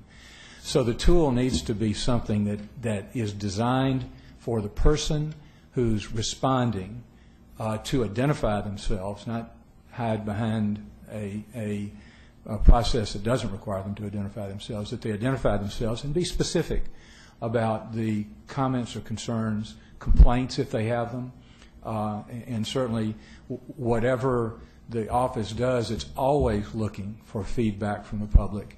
This is a more focused and directed feedback coming back to you, but I think that it is important that people be willing to identify themselves and be specific about what their comments are. And so are we soliciting both positive and negative comments? Absolutely. Thank you. Sure. Committee Person Archer? I agree with your comments, and I think it's well-based, and this is probably exactly what we will end up doing. Thank you. Committee Person Gallo? Just for clarification. Sure. Thank you for the nice words, by the way, but moving forward, looking at your proposal, or your group's proposal. Yes. You want us to assume, start off with, it's our, with the assumption or the greater weight given to renewal of the contract. Right. In doing that, though, do we discuss or look at the option of, I mean, how do we, do we just say, okay, she did a good enough job, we keep her, or do we think, well, is there another, not that I'm thinking this, but I'm trying to understand Sure. your product, your suggested approach. Or do we think she's done a good enough job, done a great job, we don't need to look at anybody else, or should we look at the available, or what could be available? In other words, are we just looking at, okay, she did an adequate job, and we know that she started with 0, has a staff of 23, can identify significant funds that she's saved taxpayers from paying, things of that nature. So she's got her accomplishments. Okay, so do we just say, oh, that's enough? Is that your proposal? Or if that is enough, or do we also, in that analysis, well, what could be, who is available to replace her? Well, as you, Commissioner Gallo, you weren't around for, and certainly might have been happy to be around for, but I doubt it, the process that the committee went through when the current Inspector General was hired. It was an incredibly thorough process with, my recollection is there were over 100 applications. There were 132, but we don't remember that well. 32? 130. 132. Thank you, Manny. You were there. We were there. Yeah, we were. and there were a whole bunch of finalists, 10, 12, 15, something in that neighborhood, and long, painful days of interviewing. The one thing that process did was tell the commissioners and those watching the process that that it was going to generate a very high level cream of the crop person or group, and it did. From my opinion, it did. I don't think that we need that process again, at least not as far as this Inspector General is concerned. I think that the fair way to evaluate the Inspector General is, did you do what you were obligated to do, and did you do what you committed to do? And if you did what you were obligated to do, and if you did what you were committed to do, we ought to rehire you. And if we have some concerns, and I don't think I certainly wouldn't ever rule out that no one's perfect, that you may have some concerns. I think that this is the appropriate time to address those concerns. And as I said earlier, I would really encourage you to do so on a one-on-one basis. Not only not to limit your public comments, because those are very valuable, but also on a one-on-one basis with the Inspector General. I think it's very valuable for her to get the feedback from you guys. Just to follow up on that, with all due respect to committee person Gallo, I can't imagine that, suppose we looked around and to see if there was someone better, and just say for sake of argument, not that I think there is, General Steckler, there was someone better. Mm-hmm. Do you think they would take a job when they knew that the way that we were going to evaluate them was them, after we hired them, was to look around and see if there might be someone better? I mean, no one would take a job under those circumstances. Yeah. So the purpose of an evaluation, from my point of view, and given my corporate and academic background, is to help someone improve. The evaluation is not the execution of the person. You know, that is not their opportunity to, you know, either win or lose. I mean, we're very fixated on up or down votes and win or lose. That's not the purpose of an evaluation. An evaluation is to be the structure from which improvement happens. So my view about this evaluation is not only do I support General Steckler's activities and her accomplishments and her team, because it is a team, I'm hoping this evaluation moves us forward. So it's not only an evaluation for the purpose of confirming her renewal, but it's to provide a platform for improvement and more dialogue. So thank you, Mr. Baker. If I could follow up, though. Commissioner Gallo. Yeah, and I think you answered my question. I just want to put it in words that I understand. Sure. Because I'm a little simpler. The question is, do we renew her contract? So that's an issue, right? Yes. Or we recommend renewal. Okay. And you're saying that, and I assume your group is saying yes, because what you have said, if I understand you correctly, is you were you observed the process of selecting her, and she clearly has met in your group's eyes, your association's eyes, all the obligations she had. So if she was the best candidate that was selected when we had a pool of candidates, the cream of the crop of candidates, she was definitely the one that we selected. And based on her performance, there is no reason to change her standing from all the pool of candidates. So that being the case, now we look at her performance and her performance only, and she's done an adequate job, and it's up to us to evaluate to be sure that's clear. And you're suggesting that we meet with her and say, hey, here are some of my concerns, and if she addressed those concerns adequately, then you would recommend that we should renew her, or recommend renewing her contract. Yeah, I'm not, Commissioner, I'm not sure, I wasn't sure when I was thinking about my remarks for this meeting, it was appropriate for me to be quite as direct in supporting the renewal of the Inspector General's contract. We're actually looking at the tool, and we believe the tool will result in that. But it's still the tool. I mean, this tool we hope would be used not only for Inspector General Steckler, but for any Inspector General that this group reviewed in the future, who might not be, in my opinion or your opinion, performing as highly as she is.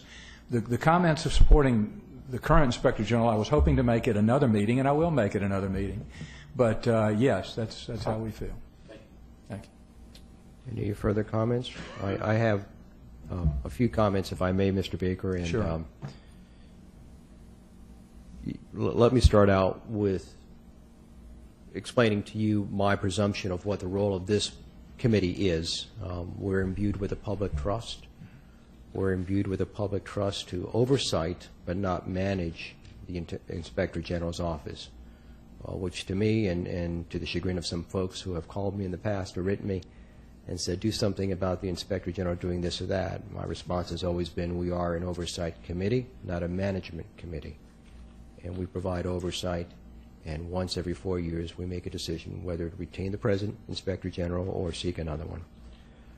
In that vein, I think the public is best served by a couple of underlying themes or understandings or topics, whatever you want to call them. The Inspector General's office, like the Ethics Commission, by nature needs to be independent, which means that it's not subject to a public vote. The decisions of the Inspector General and the decisions of the Ethics Commission, as you have pointed out, as others have pointed out, are often not popular. And there needs to be some insulation from public scorn or hatred or dislike of their decisions, because you certainly don't want someone playing to the public when making decisions. In order to create an office that is insulated from public pressure, we have to make the office appointed. I understand that. I recognize that. I think it's a good idea. But when we do so, we also insulate that person from public input to a certain degree. The way the regular occupants of these chairs respond to their public is that every 4 years the public votes whether or not to keep the county commission, each county commissioner. And I've had an opportunity to speak to the county commissioners individually regarding the Inspector General, and they've all said, you know, we run for our seats. We have direct public input given to us, and they let us know exactly what it is they want or need or what their desires are. How do we, as a committee, and long story short, what I guess I'm telling you is that I'm not comfortable with the concept of people who are appointed being appointed for longer periods of time than one term. I guess I've created a small amount of controversy by my stepping down on that basis from the Ethics Commission, but it's just something that I'm not comfortable with because we are in a way circumventing the ability of the people to decide their own forms of government. And by nature, and I've said this before and I'll say it again, the structure of the Ethics Commission and the Inspector General is, I thought, very well done by the County Attorney's Office. Ms. Neiman did an extraordinary job in balancing different interests. But when you look at it, you've got 5 appointed people on a 7-member commission who would then be appointing another person, who are appointing another person. That's 2 levels removed from the popular will. And I understand the need for that, but there's some concern from my perspective as a citizen, as a person who believes that government should be responsive to the citizens and not vice versa. How do we address that in this particular case? And shouldn't that be a presumption against keeping any Inspector General? And mind you, number 1, I haven't made up my mind. Number 2, I won't be voting on this because I won't be here. But I think this public debate is very valuable, and I know that you have been involved in this community for as long as I have been in this community. I've been here since 1965. So, and you're one of the people that the civic leaders that this community looks up to. So, how do you respond? How would someone respond to my theoretical, hypothetical question there? Why should we keep someone more than 4 years when it's an appointed position, appointed by people who themselves are appointed, and there's very little public ability to influence the decision? I assume you're looking for a response, Commissioner, and I'm happy to respond to that. Is that correct? Yes, sir. Yes, and again, I won't be voting, so it won't make a difference to me. But this is I'm answering the public, not you. Good, and I appreciate good. that. And the other members of the commission. But I think it's important that we discuss this particular issue so that the public can make a determination as to what the process should be. Sure. A couple of comments. The first is starting at the back end and going forward. That is that in order to assure that we are always going to have a quality Inspector General, I don't believe we can offer the presumption that if I'm from Colorado and I take that job in Palm Beach County as the Inspector General, that's a 4-year job. So I'm not interested in that. I'm going to go somewhere where I can have a real expectation that if I do the job that I've been asked to do, I'm going to be retained to do that, to continue to do that job. I think that's a bad message to send to the IG public. The second is I don't believe that the IG is insulated from criticism or insulated from public feedback. To the contrary, I believe the IG is subject to public input and criticism and compliment every day she's in that job, every day the Inspector General is in that job. I believe that you're in seeking public input in this setting is great. I believe this is being filmed. It'll be played on Channel 20. We hope that more and more people watch it so they can see what the office does. And I hope that more and more people respond to the website. There's plenty of opportunity on the website to respond to the Inspector General and tell that office whether or not they're doing a good job. And these public meetings, people should show up. The one at which you're making the decision of whether or not to continue the contracting inspector general, I would expect public participation and public opinion. One of the reasons you're independent is so that you can make the composition of the group is independent, is so that you're not subject to, well, I'm not going to go see Mr. Farag anymore or I'm not going to vote for Mr. Farag because he decided to dismiss the inspector general.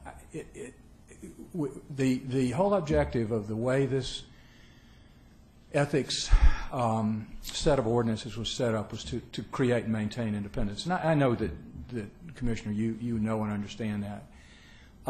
It was not, though, to allow a functioning professional inspector general to be presumed to be dismissed simply because that person had served 4 years in that term. And while generally I'm as much for term limits as anybody, I think in this sort of a position where it is not, you try to remove it as much as you can, as far away as you can from the political process. I don't think that it being subject to any element of the political process is a good one. Mr. Baker, it's not a policy-making position. No. It's like a county administrator. That would be absurd to say the county administrator can only serve for 4 years. So, I mean, this is not a political position. It is not one that makes policy, that does any taxing, that does any of the enforcement actions of a government. So I just don't see that that's an analogy that works for me. Mm-hmm. The one that says that it has to be subject to the direct vote of the people. That's No, what I'm saying. I agree with you. Yeah. Mr. Baker, why, again, speaking hypothetically, Sure. why shouldn't we open this up to competition? Coming Well- from the business world, we all compete every day. Sure.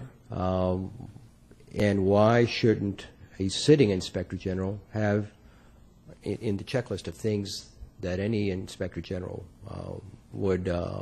applicant would be required to meet, have a preferred checklist for having already served in the position?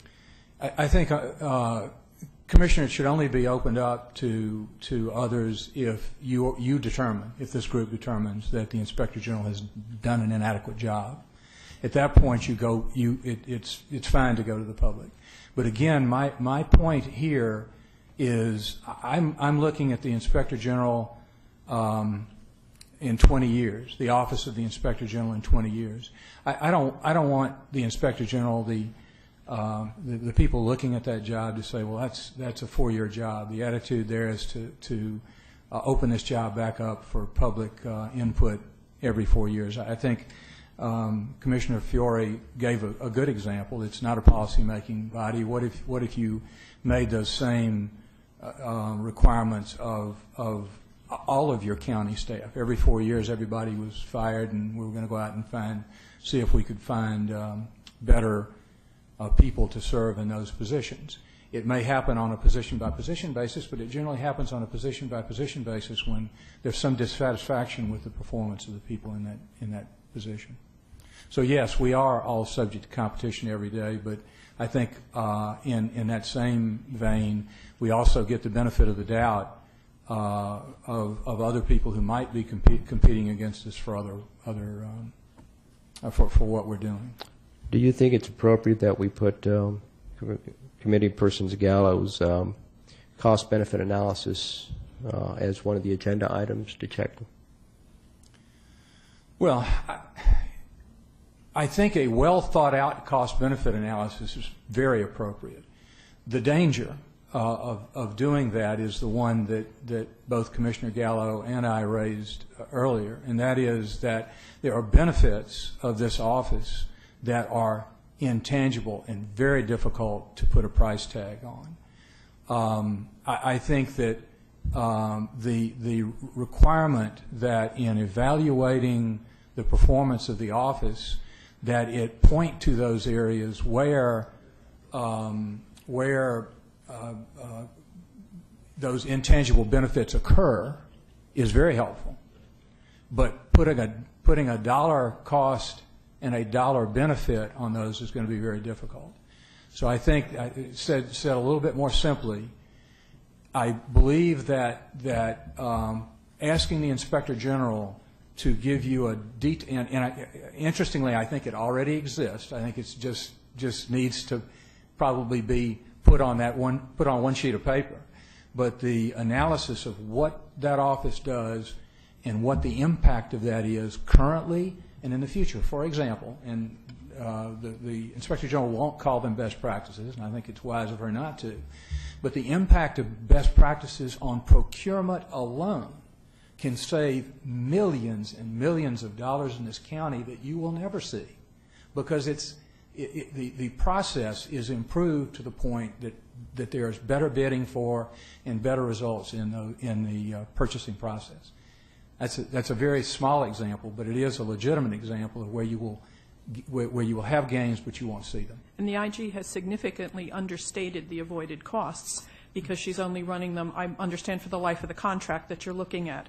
But if you looked at it for 10 years or some reasonable period, but then we'd have to have an argument about what was reasonable for that projection. So I actually think your avoidance costs are understated if we made a reasonable, if we had a reasonable understanding of what that change in procedure had, for a reasonable period of time. Well, as a business person, I appreciate the office being conservative in those estimates. Indeed. But I do believe the culture of ethics. I do believe that there are benefits that you can't assign a number to, but you can point to why those benefits occur. Indeed. And that's certainly very reasonable, Commissioner, to ask the office to point to where those benefits occur. The presumption from the criteria is objective-based. Mm-hmm. Yes. And I presume that was done on purpose. Absolutely.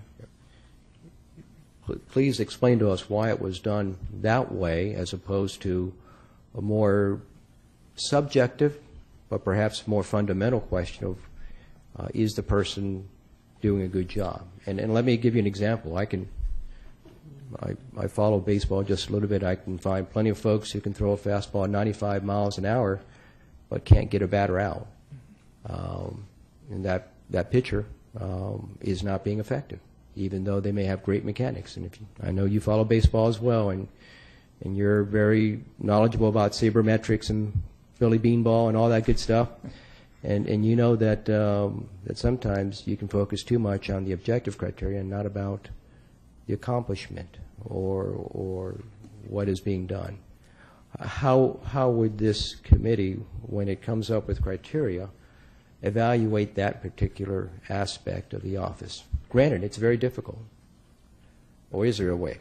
I guess that's what I'm asking. Commissioner, we're all human beings, and some subjectivity, even in an objective scoring system, which is not what we proposed, but even in an objective scoring system, there's a lot of subjectivity in scoring whether or not someone accomplished an end or didn't accomplish an end. And there's some subjectivity in weighting the successful completion of one item versus the successful completion of another item, or the unsuccessful completion of another item. So I will give you that subjectivity enters into the process no matter how objective we try to make it. But I, again, caution that objectivity is what the expectation of a person taking that job would expect, and not subjectivity. Not subjectivity in the type of question would be, well, do I think she did a good job, or do I think he did a good job?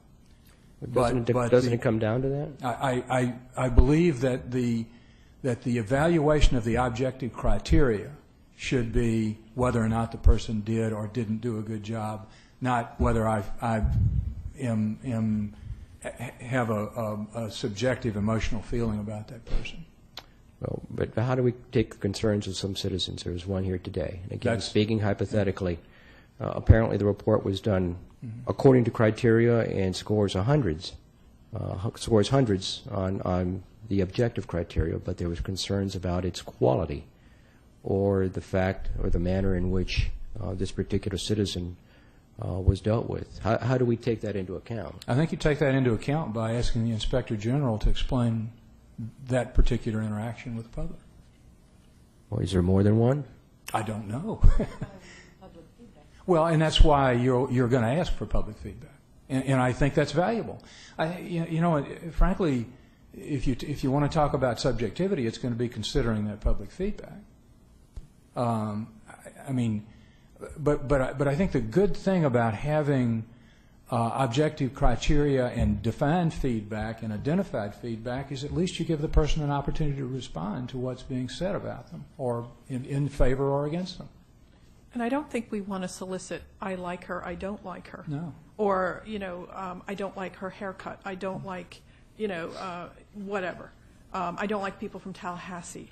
All sorts of things. I mean, people's responses to specific questions are going to be informed by all of that. But I don't think you want to elicit that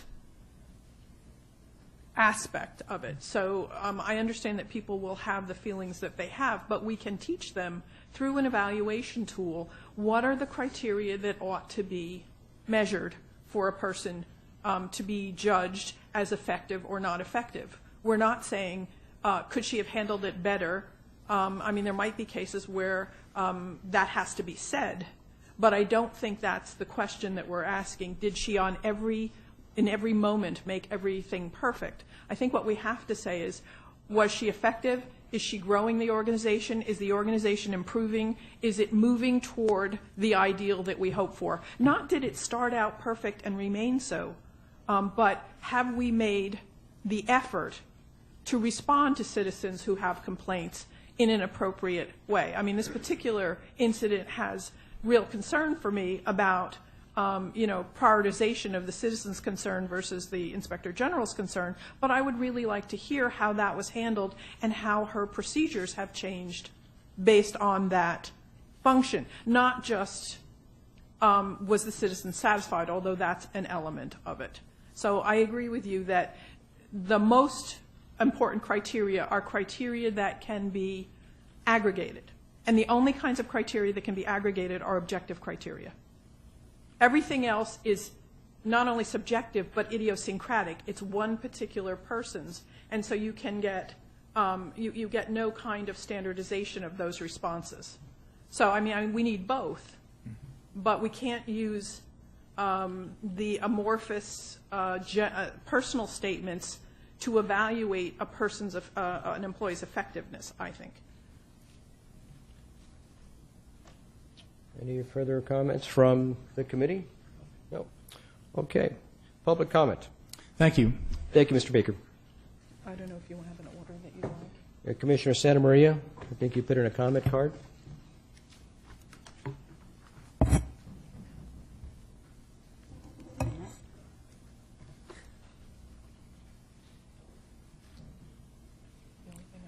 Thank you, Commissioners. I have been listening attentively to a most interesting discussion so far. And I may have some comments on the discussions if I have a little time left at the end. So we shall see.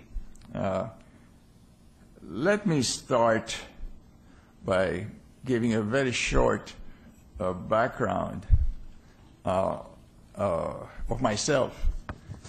The reason I feel it's important to give a little bit of background for those who may not have my background, because I think it will help the audience determine the credibility and the veracity of the speaker. So just quickly now, I have a chemical engineering degree. I have an MBA from the Wharton School. I have 10 years of big corporate life with IBM and Exxon, and 40 years of commercial and residential development in Palm Beach County. And I think it gives me a unique perspective now as a county commissioner for 7 years that I don't know of anyone who has been on both sides of the fence, both as an elected official and as a developer builder in Palm Beach County for a good seven years.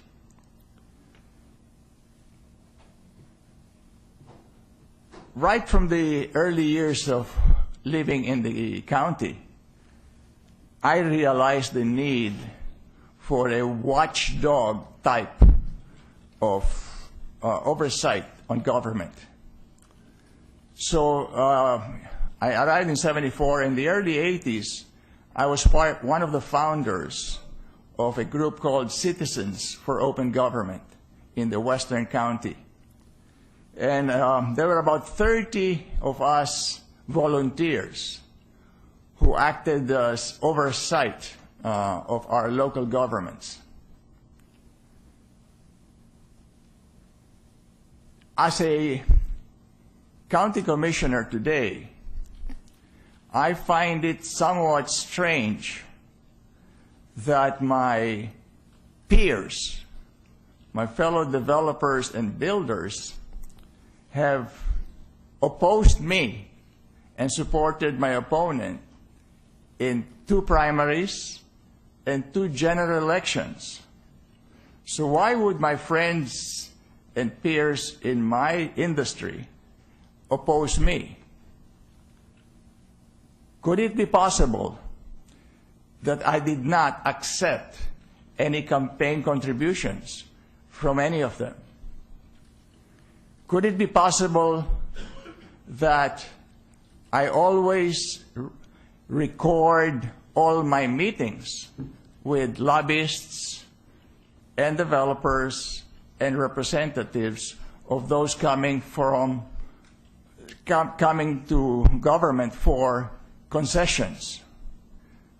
In fact, one of the commissioners who's no longer a commissioner made a comment to the press that, why don't you do the same thing that Commissioner Santa Maria does? And the answer that I believe was in the press was that, oh, but they're going to be nervous. And I was wondering, why should somebody coming to an elected official and get nervous because it's being recorded?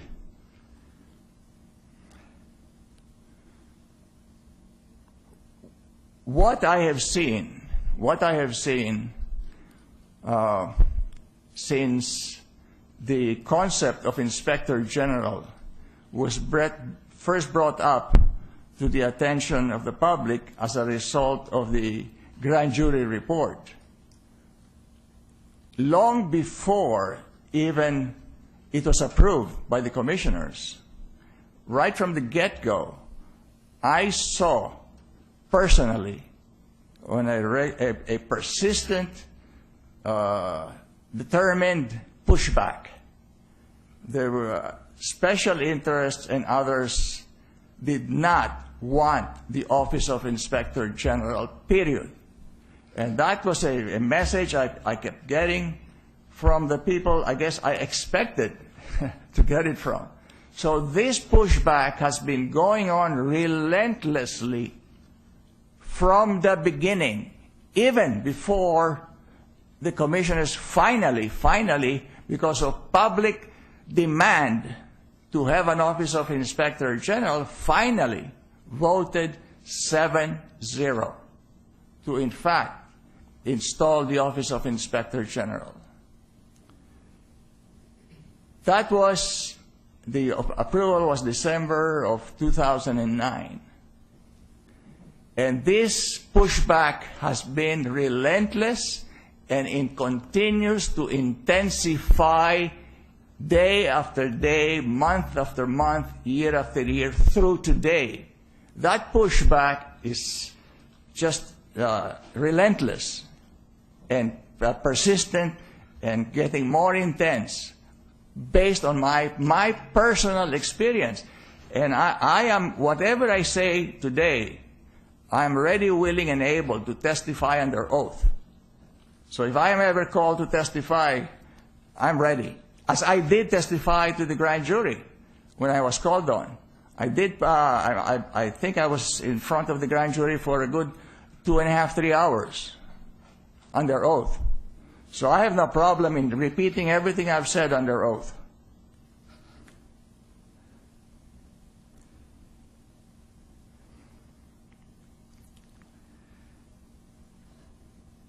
The 15 cities, of course, it started with 15, and it's now 14.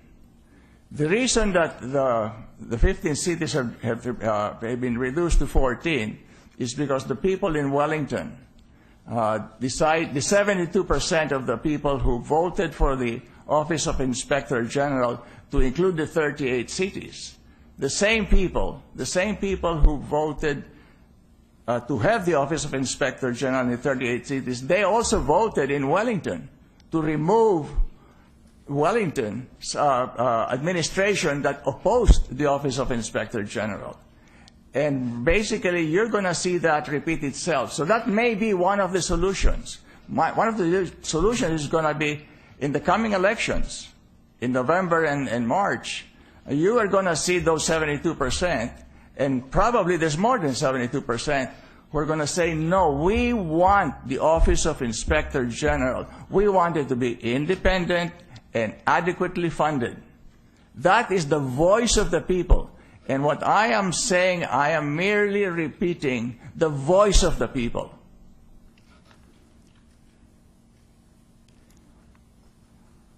The issue came up about cost benefits. I guess I will attempt to answer to that issue of cost benefits. Try to put a value to somebody who's maligned, like I have been maligned. I guess I would be an example of someone who was unjustly, unfairly maligned by an opponent in an election, just in my last re-election in 2010. The only way somebody who's been maligned can be vindicated is precisely to have an Office of Inspector General to investigate. So I had my opponent put 118 pages of malicious, false statement. So the only way I could vindicate myself was precisely to have the Office of Inspector General. I opened my doors wide open, the windows, the filing cabinets, my 3 assistants, do anything and everything that the Inspector General and the Ethics Commission, the County Ethics Commission and the State Ethics Commission. It is these watchdog agencies that can vindicate those who are wrongly accused of anything. What dollar amount would you put someone who's wrongly accused of a false statement and get vindicated by the Office of Inspector General and the Ethics Commission? What dollar amount are you going to put to that in your manner of cost benefit? Commissioner, I'll end it in quick. Oh, great, thank you. Because really, you brought up the issue, and I'm attempting to trying to see who can put a dollar amount. Who can put a dollar amount to those people who are refrained from doing something wrong because somebody is watching them? I say that 80% of people who are thinking of doing something wrong will not do it because somebody's watching. What value will you put to that 80% who is afraid to be caught and does not do the wrongful deed? What dollar amount will you put to that? Waste. There's a lot of waste that's going to be saved. What dollar amount will you put to savings on waste that is going to be reduced? What dollar amount are you going to put to the efficiency? Because she's also checking on efficiency and making suggestions of being more efficient in administration of government. What dollar amount are you going to put on efficiency? This county will never, ever erase the corruption county title, the shameful corruption county title, until we all fully support the Office of Inspector General, the Ethics Commission, open all the doors wide open, all the windows open, all the filing cabinets, anywhere the Inspector General's office wants to go, and let the sun shine in. Thank you, Commissioner.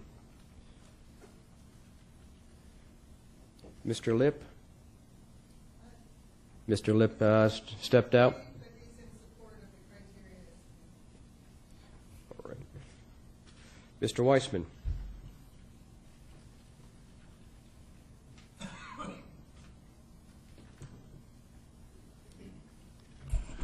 Good morning.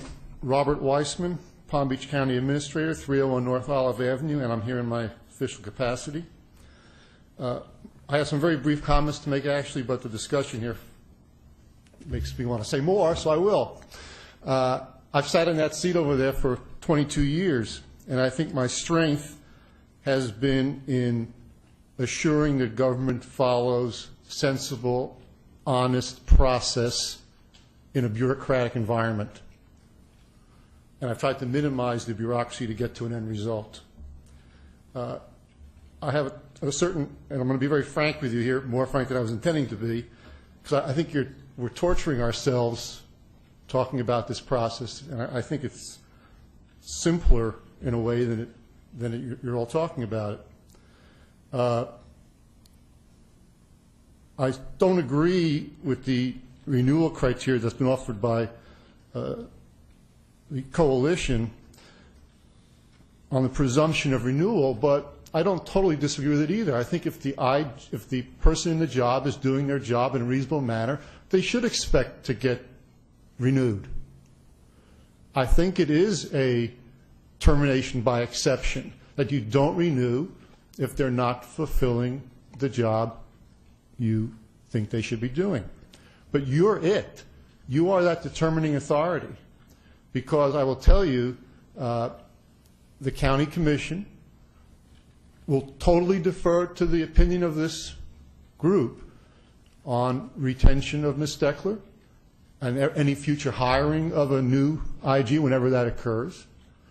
And that's because of the way the ordinance is set up and because of the way the process has been set up. You're it. You've got the power. So I think you need to accept that if someone comes forward and has problems with the performance, as Mr. Lozman did, that's something very important to you. On the other hand, I think very few people are going to come forward with problems. It might just be Mr. Lozman and me, as a matter of fact. And I think you should keep that in mind as you go forward. Most people don't have contact with the Inspector General. It's basically, like many other parts of government, it's just going on and happening. The people who know about what the Inspector General does are people who've had specific contact with the office, and people like me who've had specific contact with the office and live with the office. I want to say here that I have, through every act of my administration, supported the philosophy that brought about the Inspector General, and to make her individually, because when she was hired, to make it possible for her to do her job, and to assure that the county cooperated in any way we could, whether it's giving office space, hiring process, all of that, to cooperate to make sure that the job was done correctly. And it would be wrong to hold it against Ms. Steckler, anything to do with the city issues regarding the fact they don't have enough money to hire the people. It would be wrong to hold any time it took to get started in process, to get the job rolling, because that would be true of anyone, that they have all those issues. I, however, have substantial issues, and which I am prepared to present to this group in writing, with verbal support or without verbal support, when you come to that point. And those issues of substance rely on 4 basic areas of criteria. The first one is the IG ordinance. Clearly, the conduct of the Inspector General needs to be in conformance with the IG ordinance, because that really is the set of rules that's being followed. Second, there's an association of Inspector Generals, and the IG publishes their standards on her webpage. And certainly the conduct of the office should be in conformance with the principles and standards of the Office of Inspector General. Third, there's a mission statement, enhancing public trust in government, and the conduct of the office should be in conformance with that mission statement. And fourth, of course, there are the results of the work the office does, the reports that are done, public comments that are made, the end results of those reports. You know, what's reported to you, and how realistic those are. Does it accurately reflect the work that's being done? The comments I will make when you get to that point in time will all be related to those subject areas. And echoing some of the discussion you had earlier, a decision to not renew is a traumatic decision. The idea of going through any sort of evaluation of who else is out there, and if you should not renew, the idea of going through another hiring process is painful. So I'm not talking out of both sides of my mouth when I say I'm going to present a case to you, which I think the only reason I'm presenting this case is I think there's a question of renewal, but I also accept the fact that making such a decision causes a lot of other repercussions. I am under review every day. Because of the attempted independence, the IG office has got a special place in government that is really rare and I don't agree with. I believe in accountability. I don't believe that position is being held accountable. There's no process to hold it accountable over that 4 years. When issues have arisen over the past 4 years, as they have in this case, I haven't known where to turn to. It didn't seem to be I should come to you. Couldn't go to the county commission. And this is it. It comes at the end of the 3.5 years to come back here. I mean, I think there's a flaw there's a lot of flaw in the process because of the independence that was sought. And how we end up dealing with that, I can't say. But those 4 subject areas, the reason I came down here today to tell you the criteria. I would like the opportunity to present eventually, and I certainly appreciate the challenge that presents. But don't kill yourself with point scoring. I think I'm going to make a presentation to you. If you agree, you're going to cause yourself some trouble. If you don't agree and you support the reappointment, you're probably making life easier on yourself. But I sincerely believe what I'm going to tell you when I do. And I think I need to do that. Thank you. Thank you, Mr. Weissman. Mr. Klussmeyer.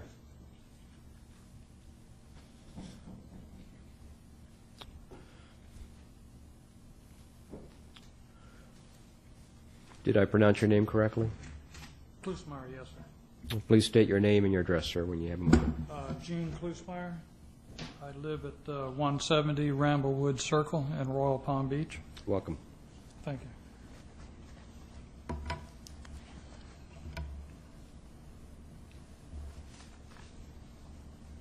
I asked the Inspector General on April the 2nd, 2012 for a formal investigation of Palm Beach Aggregate. I have found from my research that the rock pits will not hold water as they was billed and paid for to do so. Every record I have found states that the rock pit consists of quartz, sand, and shale, and it leaks. $220 million is paid to Palm Beach Aggregate based solely on the opinion of Professor Edward J. I spell this name Petuch. who is a licensed, well, he's not a licensed geologist, he's just a professor of geology. I also asked the Inspector General and Dan Challoway, I wanted him to be looked at because he's the one who negotiated the deal between Palm Beach Aggregate and the county commissioners to give them $220 million. And he was paid a little over $2 million for his effort, even though he was at that time he was in partnership with Commissioner Newell.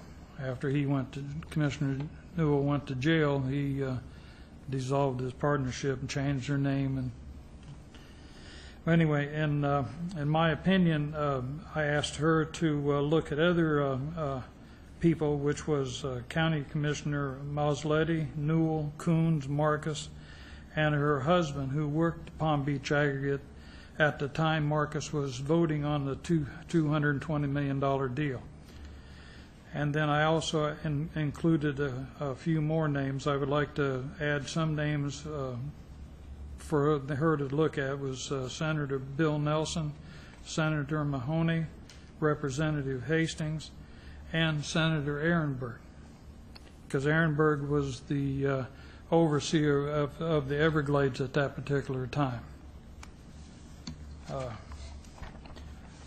The premise of acquiring Palm Beach Aggregate was just the availability to store water in those reservoirs out there, to hold water until West Palm Beach needed additional drinking water or other uses. But there's only one problem. Like I said, every document I have seen states that it is quartz sand and shell, and it doesn't hold water. It's like a sieve. And also about the salt content, they've been battling that ever since 1992, where they found chlorine. Well, on this paper here that I have, this office has been working for several months to resolve a problem in which high concentration levels of chlorine are possibly being discharged off-site. This is in 1992 when the water was discharged in the C-51 canal. This one is an article of June 24, 2007 in the Palm Beach Post, where Shalloway and the professor quoted in here saying, rock pits in western Palm Beach County are made of watertight petrified mud not known to exist anywhere else in South Florida. After excavation, this barrier collects water during the rainy season that otherwise would end up in the ocean. The petrified mud started forming 1.6 million years ago when much of South Florida was underwater. Well, there's no mountains in Florida. There's, where did the mud come from? But that's just one thing. This article, this is a minutes of the regular meeting of the Board of Supervisors, Indian Trail Improvement District, October 28, 2002, when the attorney for South Florida Water Management was at that meeting, and I was at that meeting also, and Dan Shalloway was asked if the land, if the rock pits were watertight, and he said there's nothing in Florida that is impermeable to leaking. There's nothing, because Florida is made up of sand and shell rock. This one, Mr. Klossmeyer, I have reviewed your materials when you sent them to me Yes, a sir. while back, and I did distribute them to the members of the Oversight Committee Yes, sir. in the past. You're welcome to make public comments on those, but unfortunately, we're starting to run out of time. If you could sort of, right now, I think we're at 5 or 6 well, minutes. if You could sort of, hurry it up a little. if you could, that would be great, I'll sir. say I probably Thank you. apologize. But like I said, every documentation that I have found, and they were given to me by the Florida Department of Environmental Protection. I couldn't get them from South Florida Water Management because they said they didn't have any records. But like I said, this article right here was produced by South Florida Water Management, and it states inside their own program, our own report, that the first 200 feet is nothing but sand and shell rock. They went along with this professor and Dan Shalloway because the professor worked at Palm Beach Aggregate and was paid $1,000 a month for his ability to render his opinion. And most people in the state of Florida, if you render an opinion about geology, you have to be licensed by the state of Florida. Well, this professor is not, but there's a technicality where a professor can render his opinion. But I gave all this material to the Inspector General, and she wrote me back a letter stating that if my information was more information than criminal, but I believe it's criminal, because if the pit was designed to hold water and they leaked from the beginning and they wanted drinking water from those pits was contaminated with salt water, and the salt water will never leave because we're a peninsula. The salt water has intruded from the Gulf and from the Atlantic. You're never going to get rid of that salt water. And that comes from the Mining Commission in Tallahassee also. So I have plenty of documents. I have, this is what I sent to them. So if anybody wants to see that, I'd be more than happy to show anything to anybody. But for her to keep her job, she has to produce more than going after people who sells number 2 pencils on the internet. They got to go after the people who actually do the crimes, and they also got to go after people who enable these people. I'm not downgrading the county commissioner's office, but so many of them got caught. They can't be that smart not to get caught. So we have to get rid of the enablers, because none of those have been brought up to trial. I've been trying to get a hold of the state's attorney's office, but they refuse to hear what I say with new information. Michael Waits and Paul Zaks refused to entertain any more information from them. And you can ask Mike Edmondson if I haven't been down there at the Palm Beach State's Attorney's Office many, many, many times, but they refused to see me too. Thank you very much. Thank you, Mr. Klotzmeyer.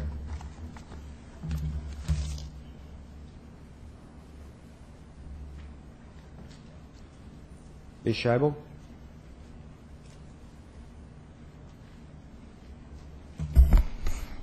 Back again, Iris Scheibel, Palm Beach Gardens. I want to talk about the input from the public, but part of this has been over the last 4 years, and you're aware of it as the Ethics Commission as well, a learning experience for the public as well.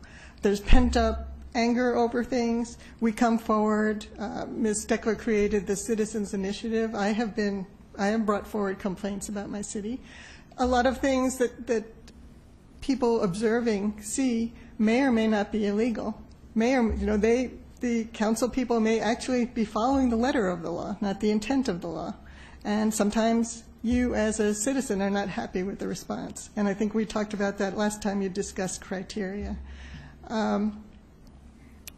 What we tried to do, and a lot of us were out here at your last criteria discussion, understanding your desire for citizens' input, which we believe you should have, but very much against the online survey.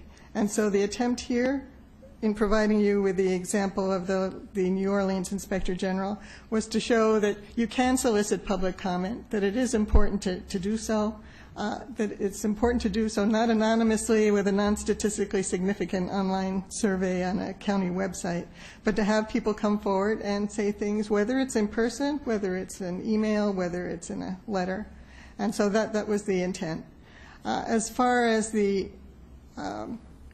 contract renewal criteria, and you've been struggling with this discussion for a while, I agree with Dr. Fiore on the comment that this is more like a renewal of a county administrator or a city manager. And the difference here is that when I've seen the contract renewal discussions in the county or the city, it's generally the board just says, okay, Joe Blow's been doing a great job, let's renew the contract. But the difference is that the city council or the county commission interact with the individual more frequently than do you, so that they see them either daily, weekly, monthly, whereas you don't have that capacity. And so while I'm not condoning the kind of approach that I've seen that both the county use and the city use in renewing contracts, we were trying to provide some framework for you to look at it, to look at it objectively. And so that was the goal.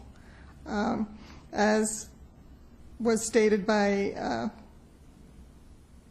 David, it's not a popularity contest, and quite the contrary. And have you seen, even on the national level, with a lot of the issues that are coming out, the Inspector General has either been attempted to be squashed, or the reports are held back from publication in order for information not to come out. Another comment is the difficulty that people have had all along on, and this is a citizen's issue, the IG is shining the light, she's not arresting people.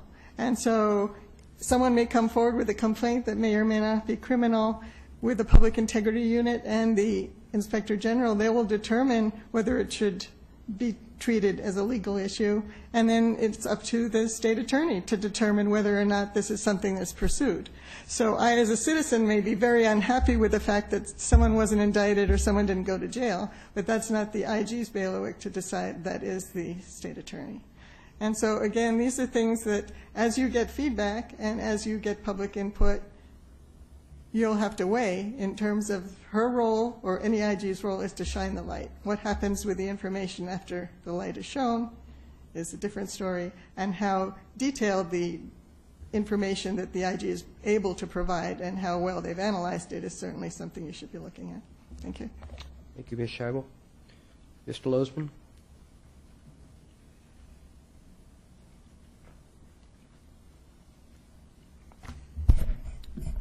Thane Lozman. I disagree with Mr. Baker when he said, you know, his evaluation was, you know, was she, as far as what kind of job did she do, as far as obligations and commitments, as far as what came out that way. I wasn't quite following that. My suggestion would be to take a look at the completed work product. The problem I have with the Inspector General, besides her being rude to me, and I don't know if that's unique to me or if she does that to other people also, the work product is sloppy. The work product is incomplete. Ultimately, what the conclusion is, you know, I'm not going to judge what the conclusion. I think I know what the conclusion should be, but I'm not going to judge what the conclusion is. The work product is sloppy. I think if I was sitting in one of your chairs, I would like to say maybe you have a staff member who could independently call up each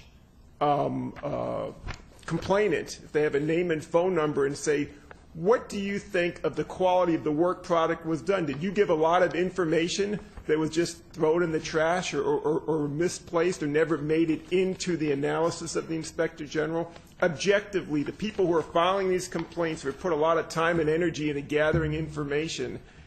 Did that make it into the report? Do you think she did a good job or a bad job? Do that objective standard on what the work product come in. I mean, certainly Ms. Steckler is a dynamic speaker. She's a very positive individual. She has personal qualities that separated her out from the 132 other applicants. But the work product, as far as what I've seen, has been sloppy and incomplete. And I think you need to objectively evaluate the completed work product if you can go back and track the individuals who filed those complaints. But I can sit down with you relative to me, and I can show you a stack of material that was prepared by the Auditor General and other people that never made it in the report, that was never analyzed. And then when I pointed out the flaw, we don't want to deal with it. We're not even going to call you back. I mean, I've never been treated that really. John Kastrenakis, former assistant U.S. attorney, I had a great relationship with him. If he had not been appointed by Governor Christ to the bench, he would have cleaned up the tiki bar 4 years ago. Unfortunately, timing didn't work out. But I also echo some of the comments from the county administrator, but again, at the end of the day, my only concern is what is the final work product? What does that look like? Put all the personality issues aside. How is that final work product? And is there a way to grade the final work product? If the final work product's a B, fine, maybe you renew her contract. The final work product is a C or less, you need to make a change. Thank you. Mr. Lozman? Thank you. New business. Are we going to discuss the criteria, or is that for another day? Well, we're set for noon. Okay, And, so that means that's for another day. I suspect we're going to have to do it another day since we're in the sunshine, and we should probably, well, I can't even talk that fast. I bet you could try. I can try. Okay, So thank we're going to have to actually discuss the criteria another day. What's the preference of the committee in terms of scheduling? Is that one of those workshop situations now? It would have to be. That's why I'm raising it right now, so. That's a good point. That's a good point, because we'll need to do that in order to, and we should probably do it sooner rather than later. Yeah, because we only have, I calculate correctly, like 5 months, right? 4 months? Something like that. Yeah, but I would suggest that we do it fairly quickly because we have all this information before us now Sure. and fresh in our mind. Correct. What's the preference of the committee? How long do you think we need? 2 weeks. Half a day? Yeah, 2 weeks sounds good to me. I mean, I don't want to wait, I'm with you, or 1 week. I mean, wait, let me get my, I'll start on my left. State Attorney Ehrenberg, do you have availability to your calendar? We have Labor Day coming in. Right. we also have to make sure that the room is available and all those kind of criteria, but how's the week of August 26th look for most people? And then we could go from there. I'm good. The only day I have that week is the 30th, and that's Only day available? the only day I can be here, yes, that week. 30th is good for me. A Friday. Some people may be Mr. disturbed Mayor. by the fact that it's Labor Day weekend. They may have to Yes. get out. Well, That may be difficult. Okay. Um, The following week's a short week. How about September 6th, the Friday? I'm scheduled to be in Fort Myers in the morning, so I can't be here. What's a Tuesday, Wednesday, Thursday, Friday that week? Was the 5th our Code of Commission of Ethics? It is. Let's do it before then, in the morning. We do it that I morning? can't do that. Okay. So How about the 4th? next week I have Tuesday anytime available. I can do afternoons, Next week being this week of the 3rd? 19, That would week of be- the 19th. Okay, next week. Tuesday? Anytime Tuesday, but I can do most afternoons. The following week, I can do the afternoon of Monday, the 26th? 26th. 26th in the afternoon? August 26th? Yeah. It's okay with me. It's One- acceptable to me, Okay, so if it's available here. Right. well, that's an issue, yes, so we'll have to check. Why don't we pick a second date while we're at it, just in case? First preference is 9/26. Yeah, or August 26th. Excuse me, 8/26. Yeah. okay. 8/26. Thank you. September 4, Hold on. anytime. September 6, anytime. How about sooner rather than later? You said you were also available on the 19th? Yeah, in the afternoon, that's what we said. Well, how about we put that down as the I'm date? not in town on the 19th. Oh, you're not. I'm sorry. No, That's okay. I don't think we comply with sunshine that quickly. Oh, okay. 22 is fine. August 22. August 22nd is fine with me. Me too. 8/22 as the second choice? Morning or afternoon? I'm indifferent. I'm anything on that one. So Me 20 too. and 22, I have all day available. Okay. Okay. 26, is that available? That's our folks? first choice. Yeah, okay. And it's a question of finding some place to meet? Yep. And You also if have we to- Ms. Howlett can't could be meet here, here, too. then perhaps we can Well, simply let's shoot for record the 8/26. comments. Did we say the 20th? Or that's already, No? okay. 20 is Can't too make close it. in time. Too close? Okay. Let's go for- shoot for the 26, and if we can't, And we also have to confer with Ms. Howlett. Ms. Howlett. Oh, yes.